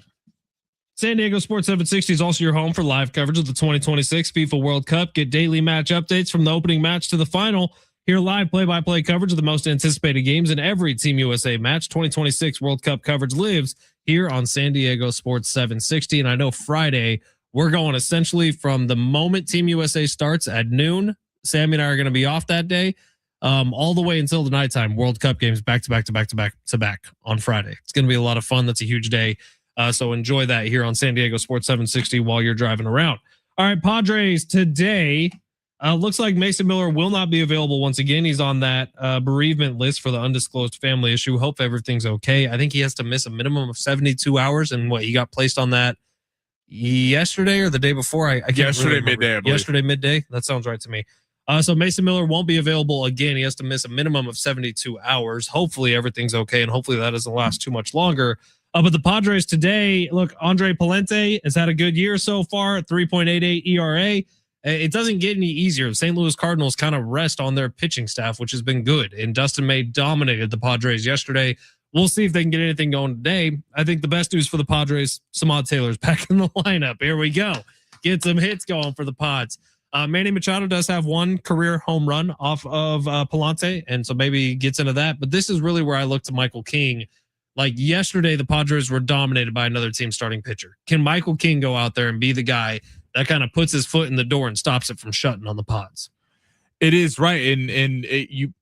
Michael King hasn't been the same Michael King we saw the first month of the season the last few weeks, but I've seen like some on social media, people kind of hammering on Michael King. I'm not going to do that. I just feel like they put the offense being so putrid has put so much pressure on this starting rotation and bullpen. Not that they don't have to deliver and don't have expectations, because they do, but Michael King has gotten this team through a lot so far this season. And yeah, in regards to the Padres, it's like, I know people are going to say it's June 16th, but when you're facing the Cardinals, a team that is atop the NL wildcard picture, and that whole division is being the NL Central being so tight, it's like there really is no room for error. And considering the Braves, the Dodgers, the Cubs, the Dodgers again, and the Diamondbacks are all coming up, you need a good record over these games. And the starting pitching is only going to get better. I mean, the Dodgers have great starting pitching. The Braves have great starting pitching. The Diamondbacks have really good starting pitching. Outside of the Cubs are the one team that really just rely on their offense to win games. If they want to not be buried in this NL playoff picture, like it really does start tonight. I'm not trying to be hyperbolic, but you can't keep losing series to teams that you're directly competing with for tiebreakers and expecting that at the end of the year, you're just going to go on some unreal run and win 20 straight games to get in the postseason. It's absolutely fair. Now, maybe my favorite part about watching this series is actually on the St. Louis Cardinals side of thing. But if you notice that, I think Burleson and Crooks was playing DH last night. They look like brothers. They're just a couple of thick white boys who are like country dudes who hit the snot out of the baseball, man. Watch out for them today, Michael King. All right, because I don't think we'll be able to get to it anywhere else on the show today. How about a little U.S. Open preview, Sammy? Shinnecock Hills is the host location for the U.S. Open this year. It's going to be terrific. Every time the U.S. Opens at Shinnecock is like lightning flashes are going off, man. The wind picks up in a big way. The course is incredibly narrow in the fairways, and the greens are lightning fast. And with the wind blowing, putting becomes almost impossible. which that's sort of how you defeat pro golfers these days, is you got to make the putting almost impossible because they've gotten so good at ball placement from fairway to green and so good at reading these greens. Shinnecock kind of just throws a bunch of darts into your plans. And that's what it's planning on doing this week, I hope. So last time the U.S. Open was at Shinnecock, Brooks Koepka did win it. Brooks Koepka withdrew from the previous tournament, the RBC, with a hand injury. You know where my money's going this week. It's going to be on Brooksy most likely. But I do think that this is kind of one of those moments in golf where we get to really enjoy it because it doesn't happen week in and week out anymore like we all want it to. But these majors, man, are so much fun because you got young guys like Cam Young, no pun intended, who are playing incredible golf. Chris Gotterup this year's been on fire. And then you got the old heads, the Rorys, who are playing really great all season long. I can't wait for this. U.S. Open is one of my favorite weekends of the year. It rivals the Masters for me. I know it doesn't for most people, but this is as good as it gets, especially when it's on a legacy course like Shinnecock. And I know that players are like upset that they're going to be at Shinnecock this week because this course does torture you. I think it's gonna be fun. I kind of got thinking this morning because I'm really excited for the tourney as well. Who has the most pressure on them? Because it feels like that question 2-3 years ago would just automatically be Rory. Whatever major event there was, the answer was Rory before he won back-to-back Masters, and now he's playing pretty loose. You look at some of the live guys, right? Can John Rahm really come back and break through on this tournament? DeChambeau, guys like that. But you kind of look at, like, I don't know who you think it is, Fletch, but Scotty Scheffler is an interesting spot right now. He's the favorite. He's been the favorite, by the way, for the last few tournaments. He's the favorite at the Masters, favorite, at the Open. And it's like Scotty's playing great golf still.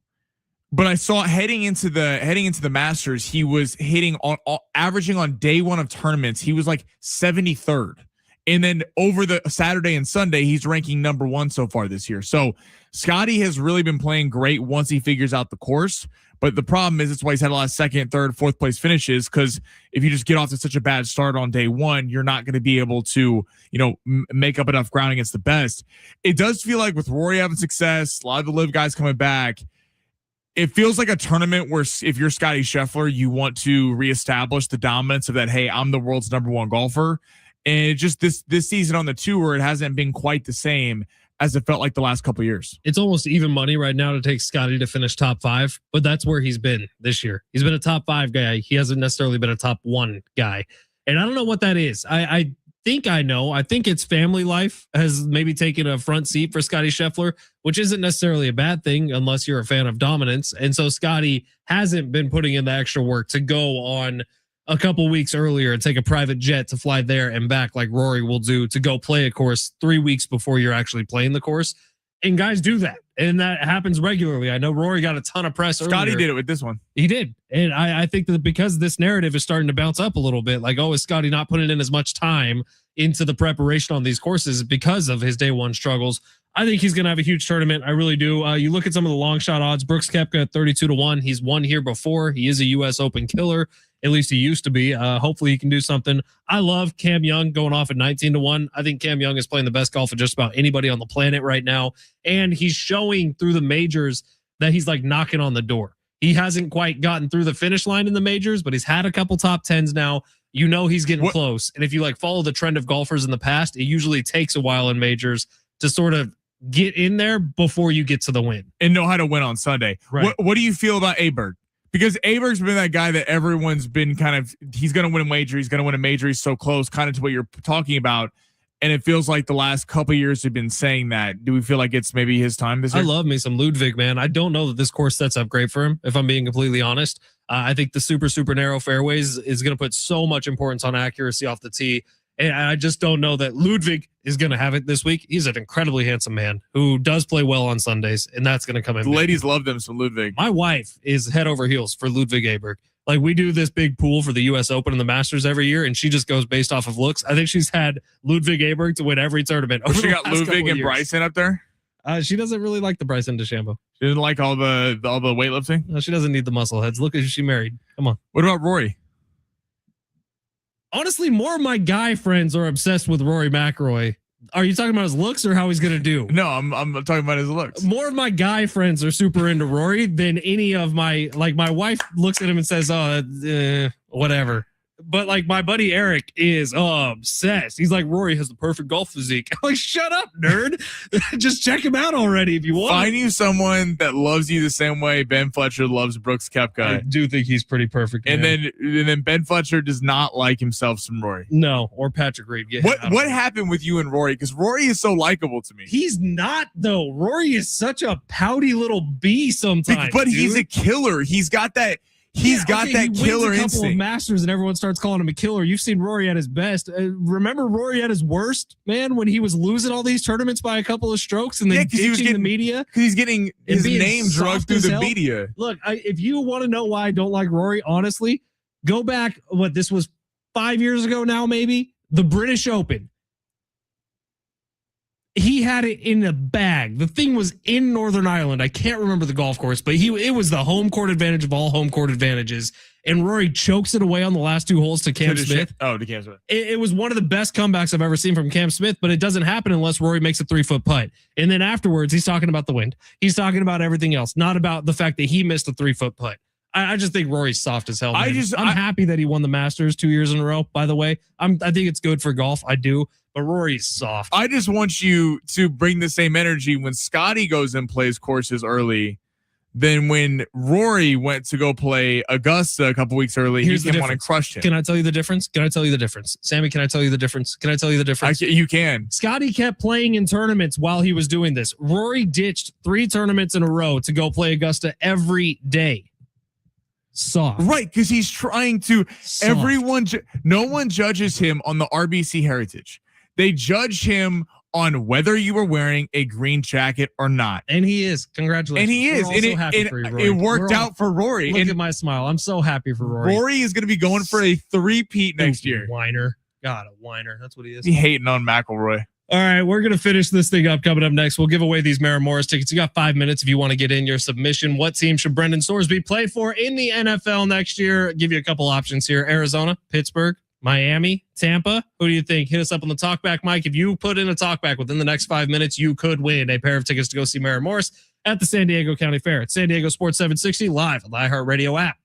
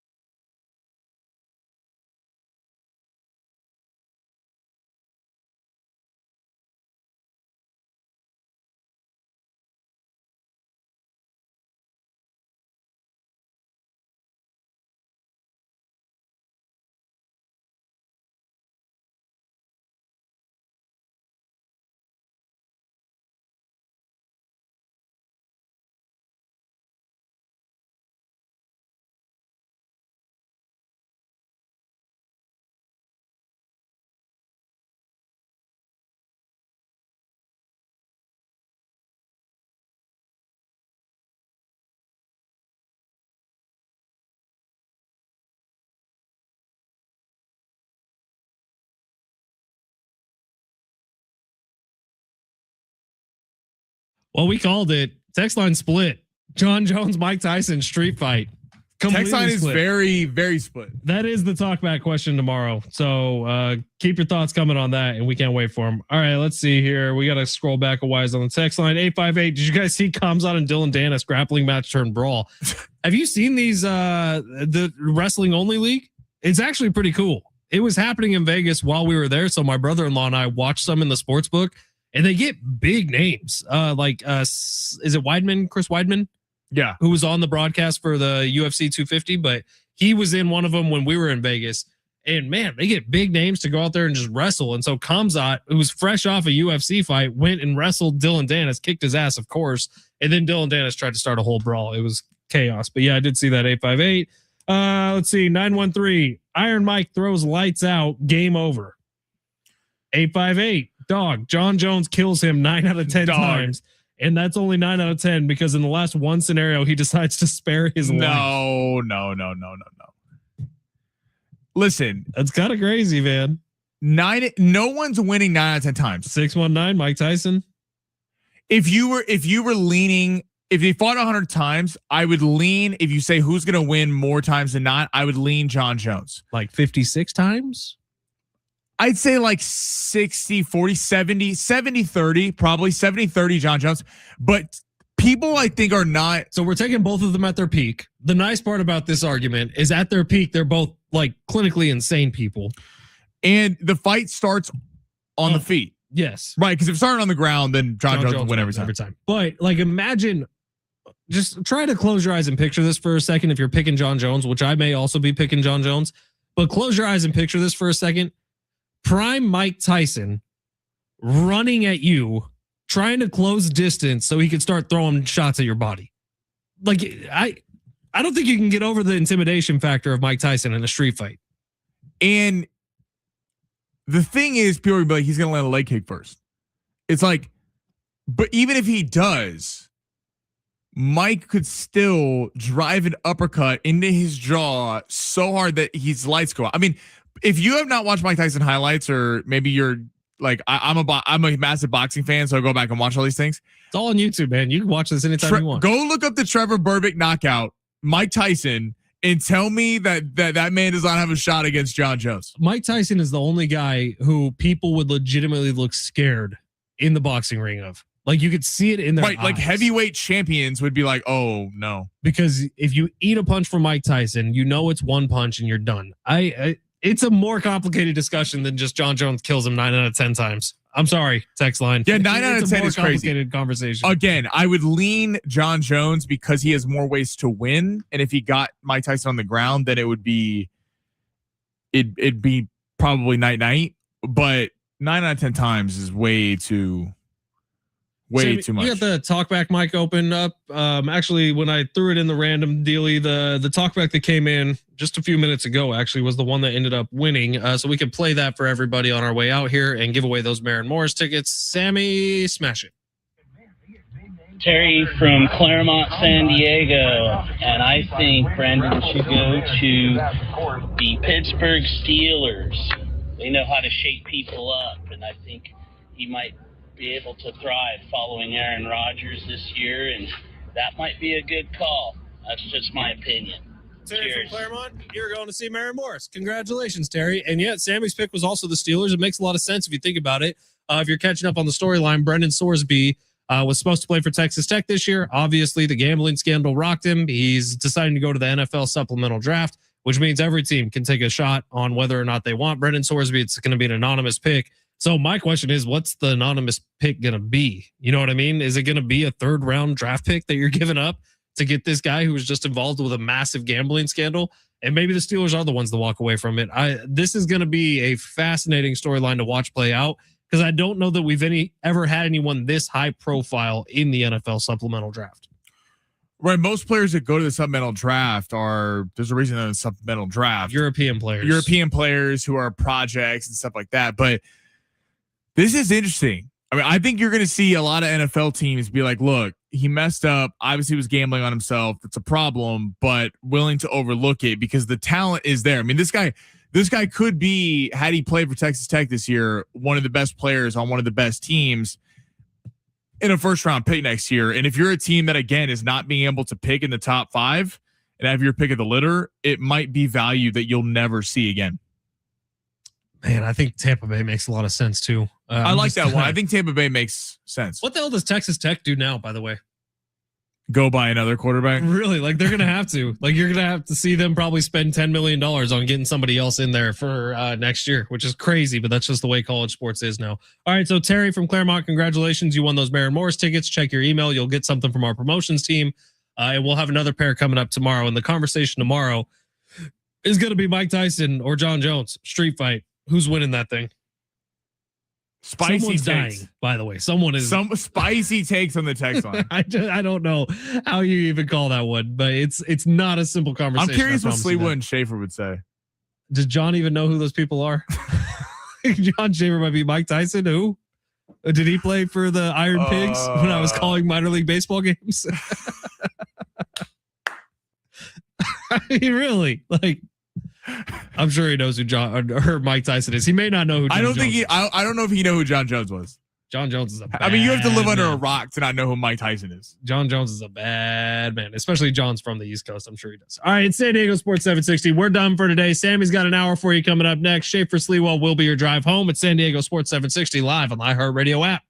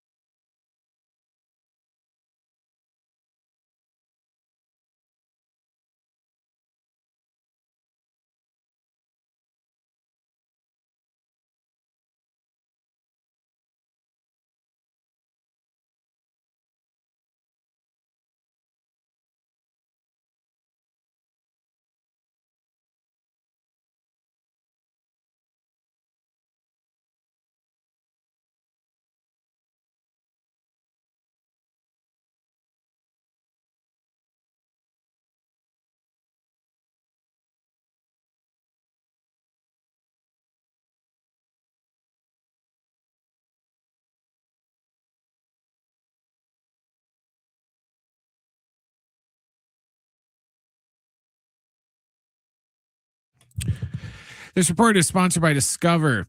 The Padres are in St. Louis, getting set for game 2 of their series against the Cardinals. It's going to be Michael King going against Andre Palette. Its first pitch is going to be at 4:45. In World Cup, we got one game. France is taking on Senegal, and they lead 3-1. When you hear a good idea, it's natural to do double take. That's what you might do when you hear Discover will automatically double all the cash back you've earned on your credit card at the end of your first year with cashback match. See terms at discover.com/credit card.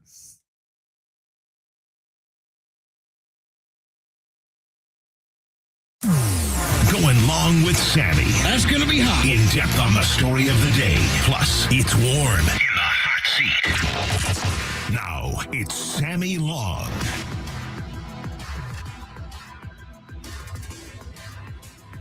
Padres skunked last night with Dustin May and the Cards. Very disappointing outing. Very disappointing. I was expecting a lot more for that. I mean, we came on Fletch and I yesterday, and then on this show talking a lot about how kind of being positive for the Padres over the last week, considering they went 4-2 against the Reds and the Orioles combined, and just not very exciting. Not a good way to start it. Kind of start this series against a team that you're going to need to beat in the NL wild card. Coming up today at 2:30, Ethan Kilbreth from Octagon from Seattle, giving us the vibe in Seattle ahead of Friday's U.S. World Cup game, doing some sponsorships up there with the U.S. taking on Australia live from Seattle on Friday. And then we got some Giannis stuff. Where should Giannis want to go? That's going to coming up in about 15 minutes. There's a lot of teams being linked out there. Play a little Brian Windhorst has the latest on all of that. But first, let's start with the Padres. Frustrating. I mean, really frustrating outing from the Pods in that I don't know how many series, and I guess they haven't lost the series yet, but I don't know how many series they can lose and expect to be a playoff team against teams in the NL. The Cardinals came to San Diego and won 2 or 3 games earlier this year. And I was hoping heading into that game yesterday that Samad Taylor, Jace Bowen, Fernando Tatis playing better, the young kids and Taylor and Bowen kind of providing some juice to the lineup. Manny Machado's been putrid all year, but hey, he hit a home run over the weekend. And Jackson Merrill hit a home run over the weekend. So maybe they'd be playing better. And it's a lackluster way to start the series. I'm not saying they can't resurrect it, but it's frustrating that I feel like we have the same conversation with this team every time, in that they're not consistent at all. And I think what's been frustrating recently is the pitching has started to come undone a little bit, but it's hard for me again to bash Griffin Canning, bash Walker Buehler, guys like that. Walker Buehler's been pretty good, but bash these players because it's like they were being asked to be so good through the first couple months of the season because the Padres offense was so bad. And now it's finally coming back, that you can't just be nails the entire year. We're getting in the dog days of the MLB season where guys are tired, guys' arms are sore. I mean, they've made 13, 14 starts and a decent number of starts throughout the season so far, and are now looking for the kind of the dog days. Just a frustrating way to open the series. And ESPN had a list of MLB execs, front office execs under the most pressure at the trade deadline. And AJ Preller checked in at 9. Now, this is what ESPN wrote. I'm quoting. San Diego signaled to other teams that it could have some money to spend at the deadline with new ownership set to take over, and that strategies in keeping with Preller's generally aggressive style. But he must choose how to use his trade resources. Will he prioritize offense in a year which the Padres have struggled to score, or could he take a shot at Skubal to give the Padres a rotation that can better set up their excellent bullpen? Now, Brent, do we have the Jet Passan sound? Okay, so Jet Passan was on Rich Eisen earlier talking about what team he thinks is going to be landing Tarek Skubal. This is what Jet Passan had to say. This is where the Dodger argument, though, like that the Dodgers are evil, kind of falls on its face a little bit. Why do the Dodgers have, if not the best farm system in baseball, then certainly among the top 3 farm systems in baseball right now? They're picking at the end of the first round every year, but they go out and they make a trade where they send Gavin Lux to Cincinnati, get Mike Sirota in, and now Mike Sirota's on basing 480 and slugging 600. They take players and they turn them into monsters. They draft well, they sign internationally well, they develop well, they do all the things that the Brewers do and that the Rays do and that the Guardians do and that successful small market franchises do. They just happen to do it with the largest payroll in baseball behind them as well. And that is how you create a dynasty. Simple as that. Yeah, you do. Well, that's the player that the Padres want per every source, Tarek Skubal. Now, this is part of, that's a broader question what Jeff Passan got into there. He's right. He is right. Now, the Dodgers are easy to bash on because they do have the highest payroll, and why people get frustrated. Don't tell any San Diegans this, but what people get frustrated is they have a bad closer the year before in Tanner Scott, and they go out and sign Edwin Diaz. They want to pop in the bat, won back-to-back World Series. They go sign Kyle Tucker. Now, on the flip side of that, if you're the Dodgers, Edwin Diaz has been out for months on end. Kyle Tucker hit a 3-run shot last night for him, but Kyle Tucker hasn't been very good for the Dodgers so far. The Cubs are probably sitting there like, good. We didn't pay him all that money because Kyle Tucker hasn't lived up to his contract. This is why the Dodgers are kind of a beast in that every single trade deadline in terms of Tarek Skubal and players like that, big time players on expiring contracts that teams that are flailing a little bit, as evidenced by the Detroit Tigers, are going to look to offload some of these players. And the Dodgers just have a better farm system than everyone. They have the resources. I mean, Andy Pajes has arguably been the best player on their team all season, where they actually ranked the Padres as the second best offer that they could give for the Detroit Tigers. So the Padres have a pretty good farm system, despite their prospect pool, despite the fact that they rank low in farm system. They mentioned Schoolcraft, Salas coming up. Could you throw Jeremiah Estrada in the deal to get a Tarek Skubal? But my question is this: when it comes to AJ Preller being ranked 9th on a list of MLB front office execs who have the most pressure at the trade deadline, I agree AJ Preller has a lot of pressure, but I don't think the pressure comes from having to land big talent. I think the pressure comes from, are you buyers or sellers? Because AJ Preller, I'm sure, is thinking personally, not just for the outlook of the Padres, but he got a contract extension, but it's got to play in the back of his head that we're heading into a lockout and there's new ownership. And new ownership, you would think, would want to make their presence felt. A lot of people believe that at some point Rob Pelinka might be fired from the Lakers because the Walters Group are taking over and wants to hire their GM and their president of basketball ops and their head coach. So no one's really safe. AJ Preller's in a unique spot in that he has a team that's so inconsistent from night to night and is losing tiebreakers left and right against teams in the NL to maintain a wild card spot because they're not winning the division. That ship has sailed. But on paper, you do look at it and go, well, the bullpen's pretty good. Is it the same as last year? No. I think if Joe Musgrove and Nick Pivetta are coming back, the starting rotation will be lethal down the stretch. Now, only the Padres know if they're really coming back. That's really what the Padres can tell us. Like, all reports that it's going to be around the All-Star break. Talk to Andy Halbrin, talk to Kevin Acee. That's what we're hearing. But it's not necessarily the best news. Every time you ask that question to a reporter, it's like, yeah, they're hoping around the All-Star break. Are they actually coming back? And by the way, if they come back, are they going to be dominant? It's been a while since Joe Musgrove pitched and Nick Pivetta at the beginning of this year, but you're going to have a little bit of a ramp up. If you remember, Joe Musgrove is supposed to be ready for opening day this year, and it's June 16th, and he hasn't pitched yet.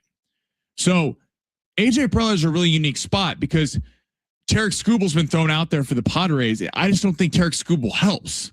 Of course, he's a great player. But does Tarek Skubal make them a championship contender right now? I don't think so. Because again, the pitching has not been as good recently. But if they're not lying to us and Musgrove and Pivetta are coming back, I think the starting rotation with Michael King and Randy Vasquez in a pretty good spot. Yes, Tarek Skubal gives you an ace line starter, but are you really giving up the entire farm system for a half-year rental? Maybe AJ Preller does because AJ Preller goes, I want to keep my job. So I've gone in every year. I've gone in at the trade deadline every single season. So why would I stop now to, sell off players to acquire prospects for the next GM, the next president of baseball ops? But AJ Preller coming in 9th on that ESPN list of execs with the most pressure is, I think he's even up there even higher. But it's odd because like the top 5, you got, the Tigers, Scott Harris, the Mets, David Stearns, likely Sellers, Craig Breslow for the Red Sox, Jed Hoyer for the Cubs at 4, Buster Posey for the Giants at 5. So you got some big market teams up there. But it is a very interesting approach to this trade deadline because right now, when you watch this Padres team night in, night out, you just don't really know what you're getting. That's, I think, the most frustrating part about the team is sometimes the pitching looks great and the bats can't hit. And the bats look like they're kind of back over the last week. And then last night, Dustin May takes a no-hitter into the 6th and 7th inning. So it's really tough handicapping this team right now. All right. On the other side, Giannis potentially on the move. All expectations are it's going to happen before the NBA draft, which is next Tuesday. We got the inside of where he's going to go. Where should he want to go? That's next on Going Long, San Diego Sports 760, live on the iHeartRadio app.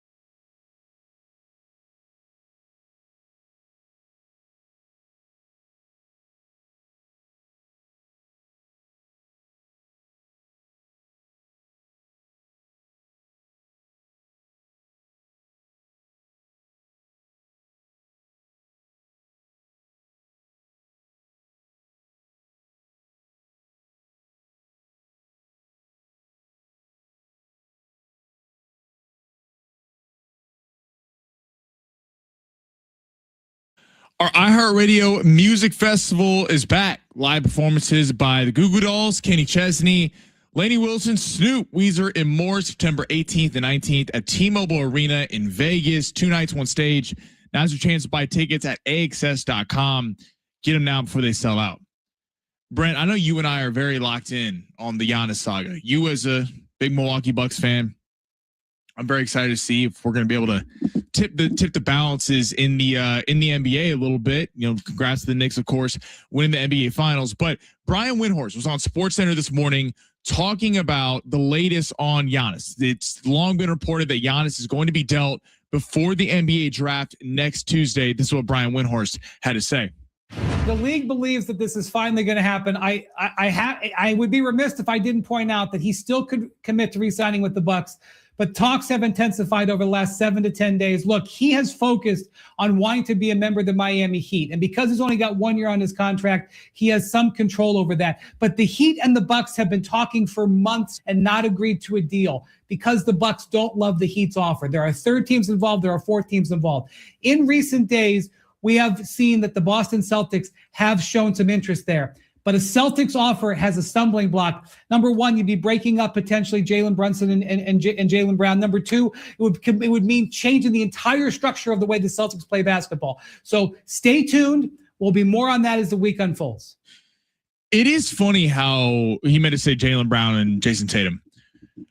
It's funny how Jaylen Brown is so disrespected as a star, in my opinion, because Jaylen Brown, like, this is a guy who was NBA Finals MVP when they beat Luka and Kyrie with the Dallas Mavericks 3 years ago.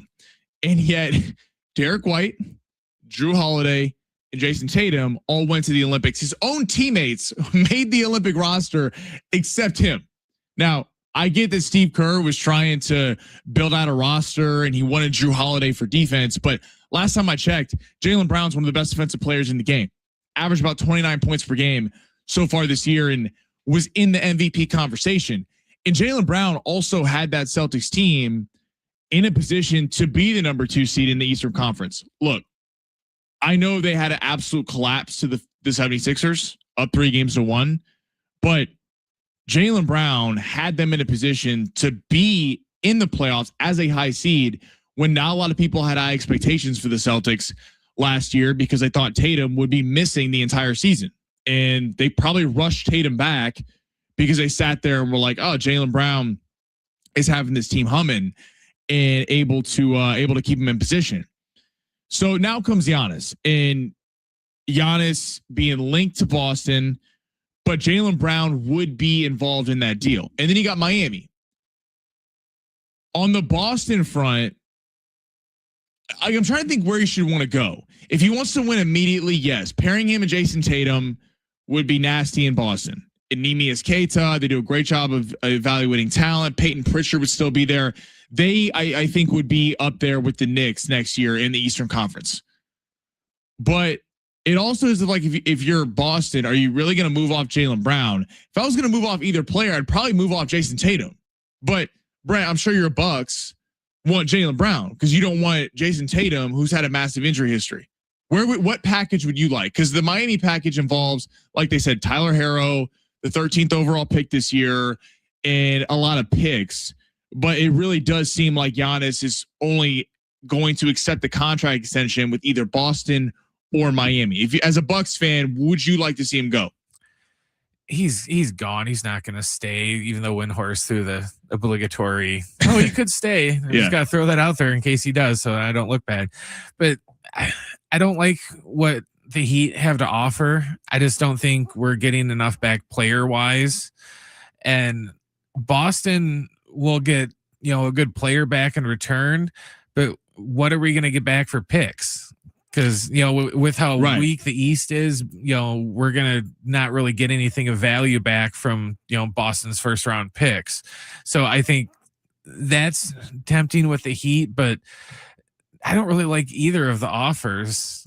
I'm surprised. I'm with you on that. If I was a Bucks fan, I think with considering the team, like get draft picks, because even if Jaylen Brown's there by himself, yes, Jaylen Brown sells a lot of tickets, but Jaylen Brown doesn't have the Bucks in a position to win the NBA championship next year. Whereas a bunch of picks, young player in Tyler Harrow who can score a lot, will sell tickets, but also you can really jumpstart a rebuild and do what they did with Giannis and Middleton, everybody. Yeah, the Giannis potentially going back to Milwaukee. I mean, look, there's something cool about a player playing his entire career with a team. Kobe did it, and there is something great that you kind of stayed with your city. But I think also the flip side of it is Giannis got a championship. The Bucks got a championship. There's the Dame Lillard aspect of this, where Dame Lillard was in Portland for years. Everyone was like, Portland could not surround him with a championship level roster to get over Golden State. Was a tough era to play basketball in, and that Golden State was dominating, but they couldn't ever get anyone besides CJ McCollum. And then he waits too long, goes to the Bucks. Then he has the massive ACL injury. He's never the same. I am surprised though that the Lakers and Timberwolves are not more interested. Now, I think the Lakers' problem is that they don't have enough assets. And unless the Bucks are super high on Austin Reeves via sign and trade where he could make more money, because if he could sign a contract with the Lakers, the 5-year $241, which he would be more than he can make on the open market this year, there's not a ton there. Outside of that, you can get more picks with Miami or a team like that. The Timberwolves also, because the Timberwolves and Lakers are in similar spots in that they both have megastars. They both have A-side players in the NBA, Luka Doncic and Anthony Edwards. But in the Western Conference, if you're going to compete with the Spurs, if you're going to compete with the Oklahoma City Thunder, you got to really build this out. It can't just be, Ant every year, Luka by himself. That's just not going to get you enough. I am surprised at kind of how few teams are seriously in on Giannis. I think Milwaukee made it clear what they want for like a base to even start talking to them. And it's like you said, the Lakers, they don't have the draft collateral. They don't have the player collateral. Same with Minnesota. What are they going to do? Give them Julius Randle and, picks? That's, if I'm the Bucks, I won't pick up the phone for that either. It is right. And to the point you made about Boston, Minnesota, as well as the Lakers, you figure are going to be picking later in the first round, year in and year out. So picks aren't as useful. But this whole Giannis thing, it is kind of the one big move you can make in the NBA. And I do think that you're seeing the Timberwolves and the Lakers, whereas the Heat in Boston are going star hunting. Like Boston's like, listen, have we got what we could out of the Jaylen Brown, Jason Tatum duo?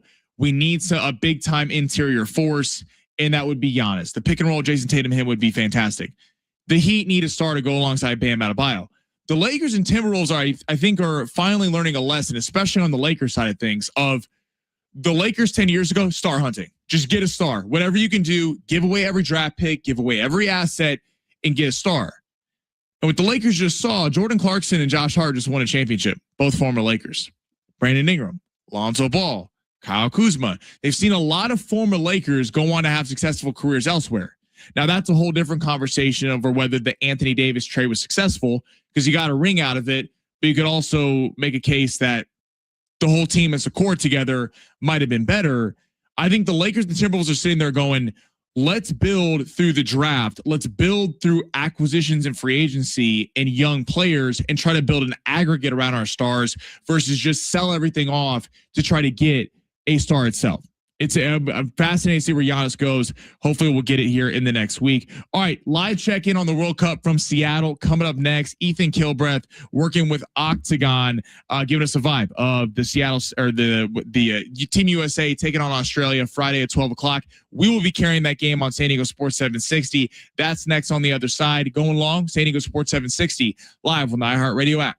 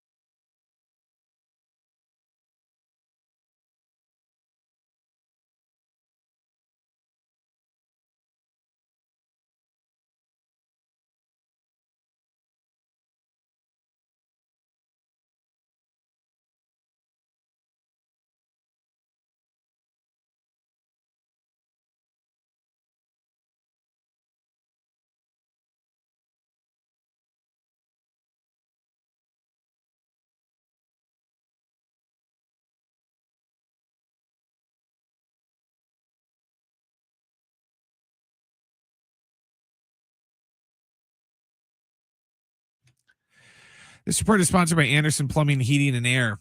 The Padres are in St. Louis getting set for game 2 of their series against the Cardinals. It's going to be Michael King going against Andre Palente. The first pitch is set for 4:45. In World Cup news, we got one final today. France beat Senegal 3-1. Choosing the right home service company isn't just about fixing what's broken. It's about trusting who's in your home. That's why homeowners count on Anderson for friendly professional service that keeps everything running right. Visit AndersonPHA.com.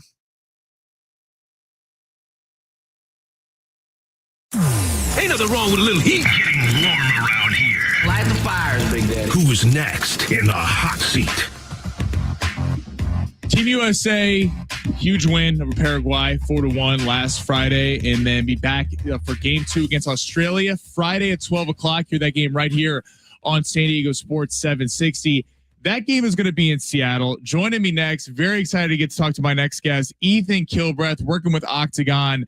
It was a sponsor, Bank of America, for the World Cup up there. Going to be live on the scene. Ethan, what's up, dude? How you doing? How's it going, buddy? I'm good. Thanks for having me on. Good to see you, man. He's a former editor at the Daily of the University of Washington as well. I'm curious. I know down here, everyone's kind of got World Cup fever, especially when it comes to America. What's the excitement around Team USA and the fact that Seattle got to be one of the real host cities for America? There's a lot of excitement. You know, Seattle is a good city for soccer. The Sounders have a lot of titles to their name. They have the second highest average attendance in the MLS. The University of Washington won the NCAA men's championship last year. So you have a pretty good culture for soccer in Seattle. And, you know, going into this tournament, a lot of people had complaints about the ticket prices or concerns about security measures in the city. And those are very real. But I think now that the tournament is actually here, people are able to just enjoy it. It's fun having the World Cup here, and it's fun knowing that somebody from across the world could turn their TV on and see Lumen Field or Seattle Stadium, as we're forced to call it. But we have watch parties at the pier set up here, and there's a floating watch party on the barge too, which has been really cool. So it's been nice to see the downtown area come alive, and it obviously helps that the U.S. started off the tournament with such a commanding win, because people like winning, Sammy. 4-1 over Paraguay, probably the best World Cup win in Team USA history. So I think that went a long way in getting people on board, so that this week they're ready in Seattle on Friday, and then later on in the knockout stage, people will be ready for it. Your point with the Sounders is very true. Like, Seattle was such a city that adopted the MLS early, and the Seattle Sounders is such a big deal up there. And SDFC down here has been an expansion team that people have really, really got behind. Ethan, to you, what do you think defines success for the U.S. at this World Cup? Well, I think you'd have to say that making the round of 16 would be a success. They made it there in 2022, but for the first time this year, you have a round of 32. So you'd have to win a knockout stage game, which would be absolutely electric. I don't know off the top of my head when the last time the U.S. won a knockout stage game was, but it's certainly been a while.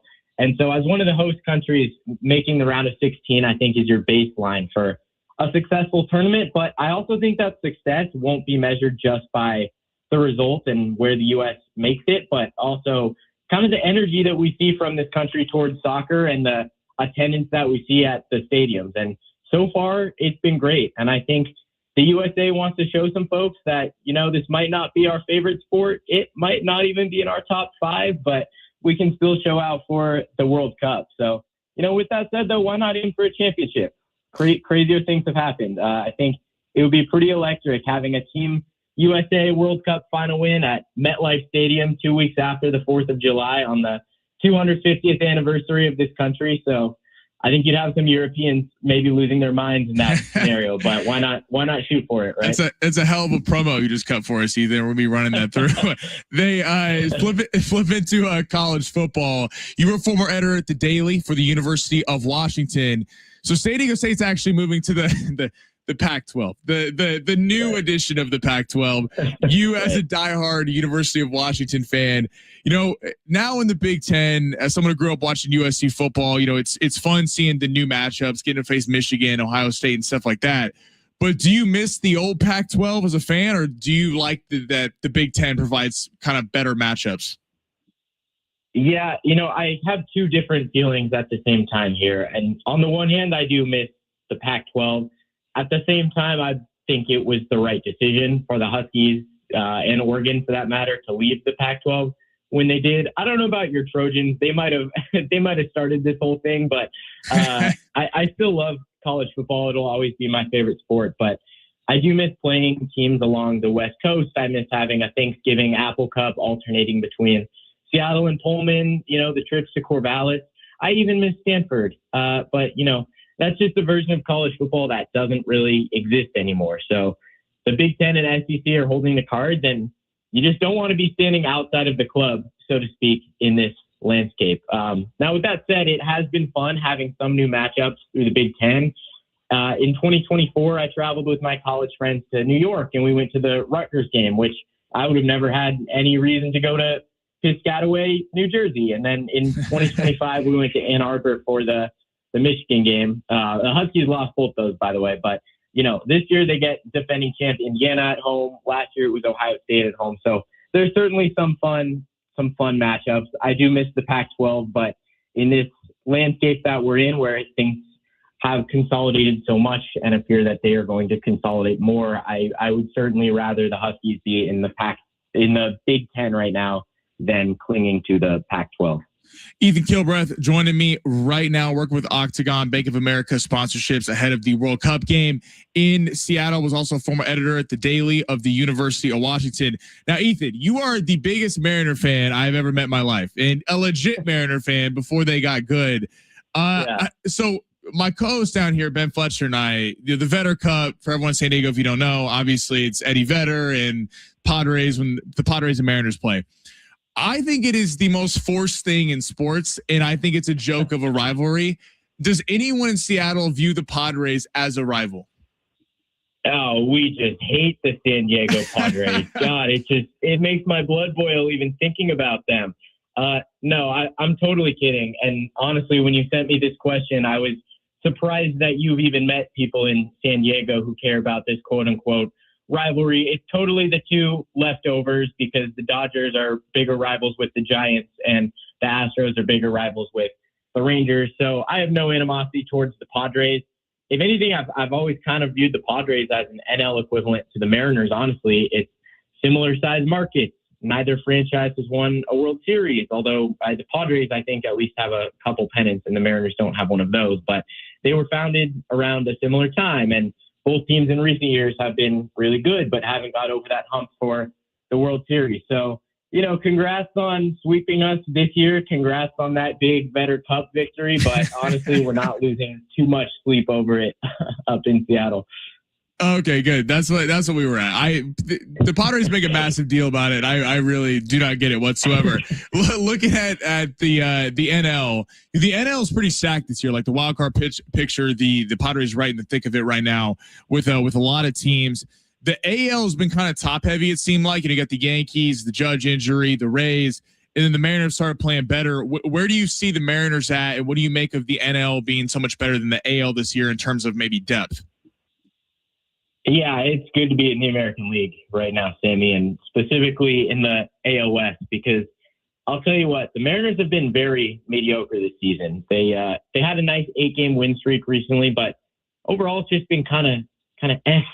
You don't really have a Cy Young caliber pitcher like you thought you might. We don't have a superstar player like Cal hitting 60 home runs as he did last year, and it hasn't been bad. It hasn't been a disaster or a train wreck or people need to be fired. It just has been almost a little bit boring, might be the best word for it, as we approach the midway point. And yet there's still not really many doubts that this team will be competing in October. No one else in the AL West has a winning record. The Mariners currently are a game over 500. The Rangers can pitch but not hit. The Athletics can hit but not pitch.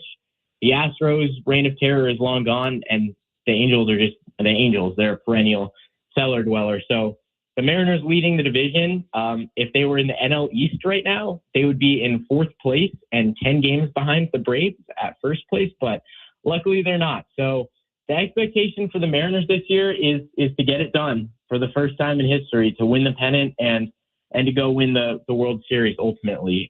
Last year was absolutely backbreaking, losing to the Blue Jays in 7 games after having a 2-0 series lead, and then the lead in Game 3, and then being, 3 outs away in Game 7, only to have George Springer hit a go-ahead 3-run home run. So, I think that contributes a little bit too to the kind of lethargic way that this season has felt, because you almost want to just fast forward to Game 7 of the ALCS again, but obviously that's not how it works. You have to go through the season, and baseball is a long one, and there's going to be ebbs and flows, but it's been about a 5 out of 10 season so far for the Mariners, but the concern level at the same time is maybe at a 2 out of 10.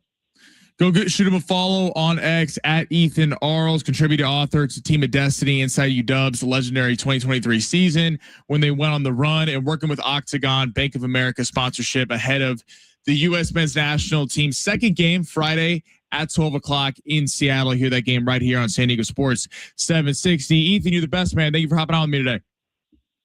All right, Sammy, thanks so much. Appreciate it, brother. Ethan Kilbreath, great getting to talk to him.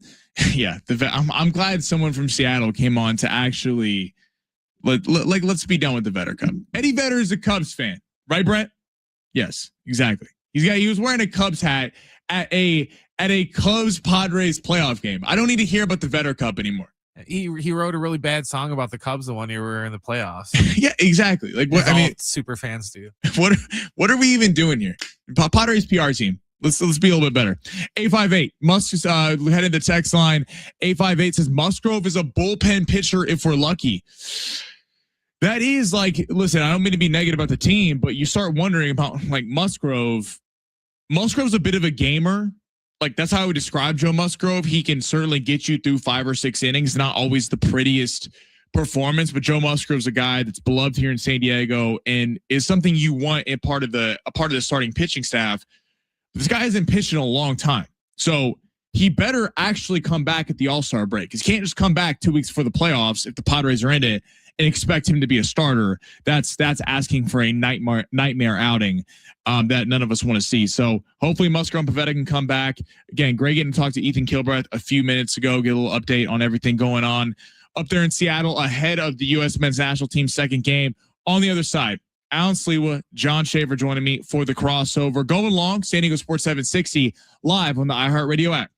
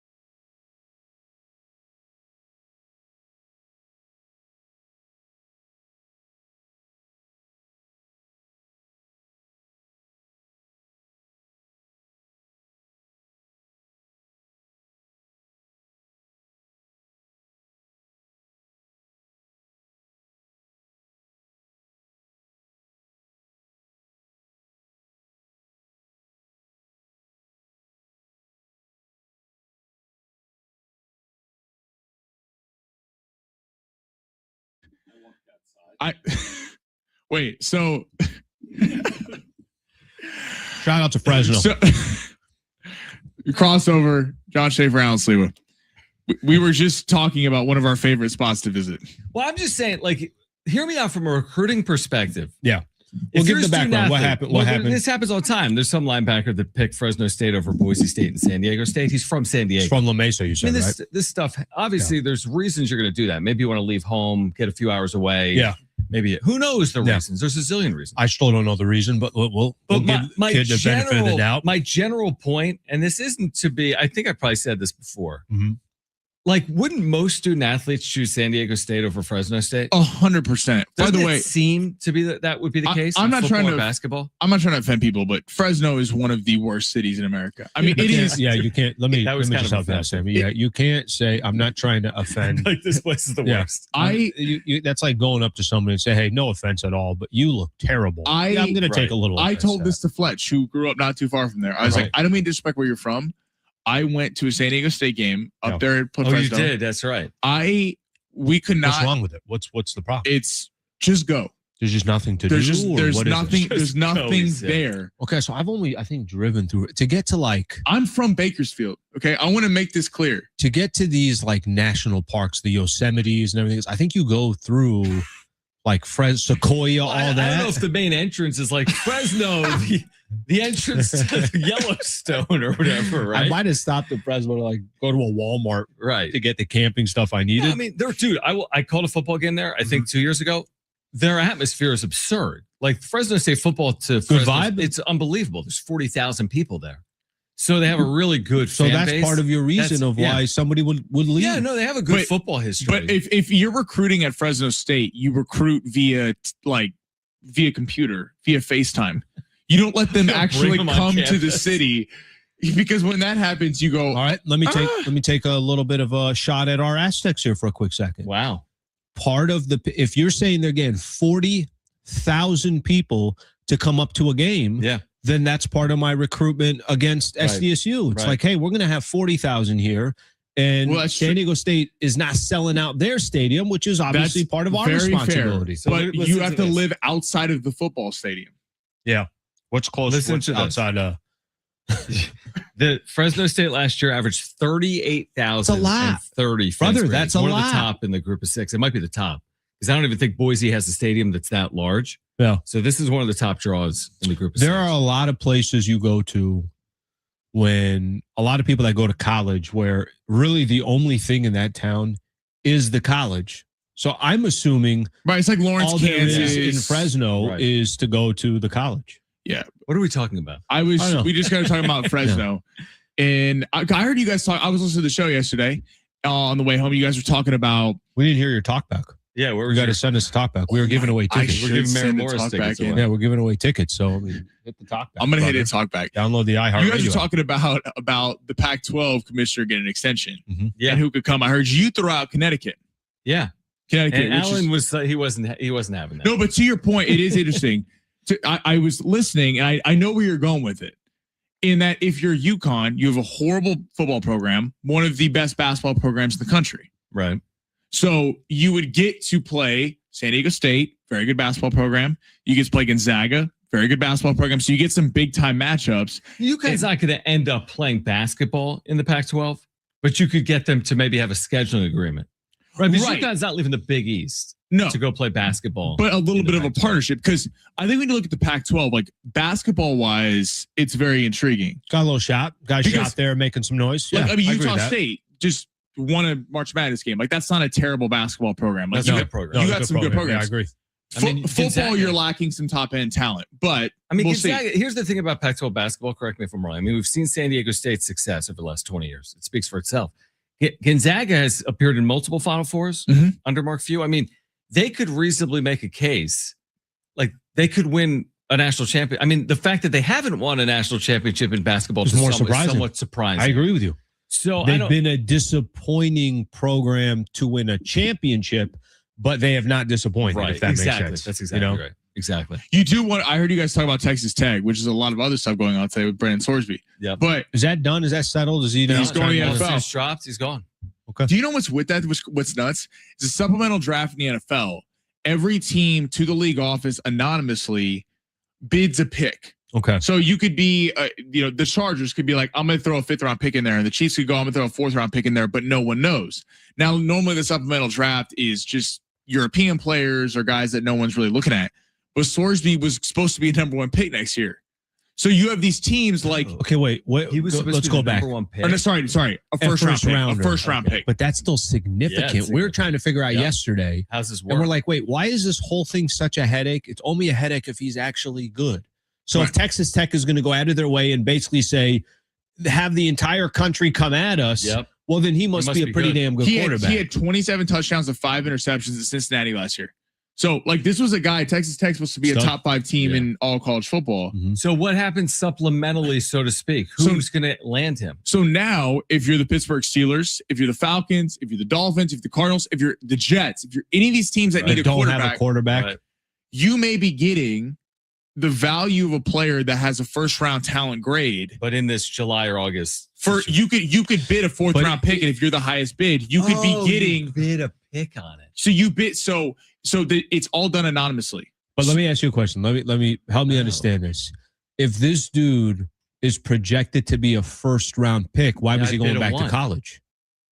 Why was he even attempting to go back a year from now to be a 1st round pick? He needed 1 more year. But they said that if he would have come out this year, he would have been behind Mendoza and probably Simpson, but would have been the 3rd quarterback taken. Then why it doesn't make any sense? Well, I'll tell you why. Because the rev share NIL numbers are so crazy. Right. That he's when going did to get his as much thing money at Texas Tech. When did his thing start about, hey, we might have a gambling issue here? Well, so he was 2 years on the bench at Indiana and didn't play. Then he went to Cincinnati. He signed the huge deal with Texas Tech. And then it came out. And then it came out that he was gambling on Indiana when he was there. When he was playing there. Gotcha.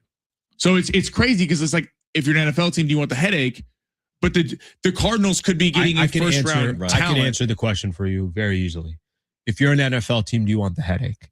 If he's good enough, they will take on the headache. We've just seen this in every sport. They will take on the headache. Yeah. By the way, Brent's telling me that his NIL deal at Texas Tech for the upcoming year was $5 million. Big number. I mean, it's a big number. You go 30th overall, you're getting good money, but I mean, $5 million in a year. And you get to You get to wait for your situation. What's on the show today, boys? Andy Halpern. Hey, 3:00. My home country, Iraq, playing at 3. So we're gonna keep an eye on Iraq. Who are today. they playing? They're Good playing question. You'll have to take a look here. They're playing Norway. Do you really know that? Yeah, because I have a bet on the game. Okay. I have Erling Haaland and also on topic. He's got a bet on the game. Also at 4:45, Brendan Sorsby's bookie coming on with Schaefer and Sliwa. That's tomorrow. Tomorrow at 12:00. What the hell is that? Pledge. What are you doing over here? It's called a tease, Alan. Keep listening to these guys on the other side.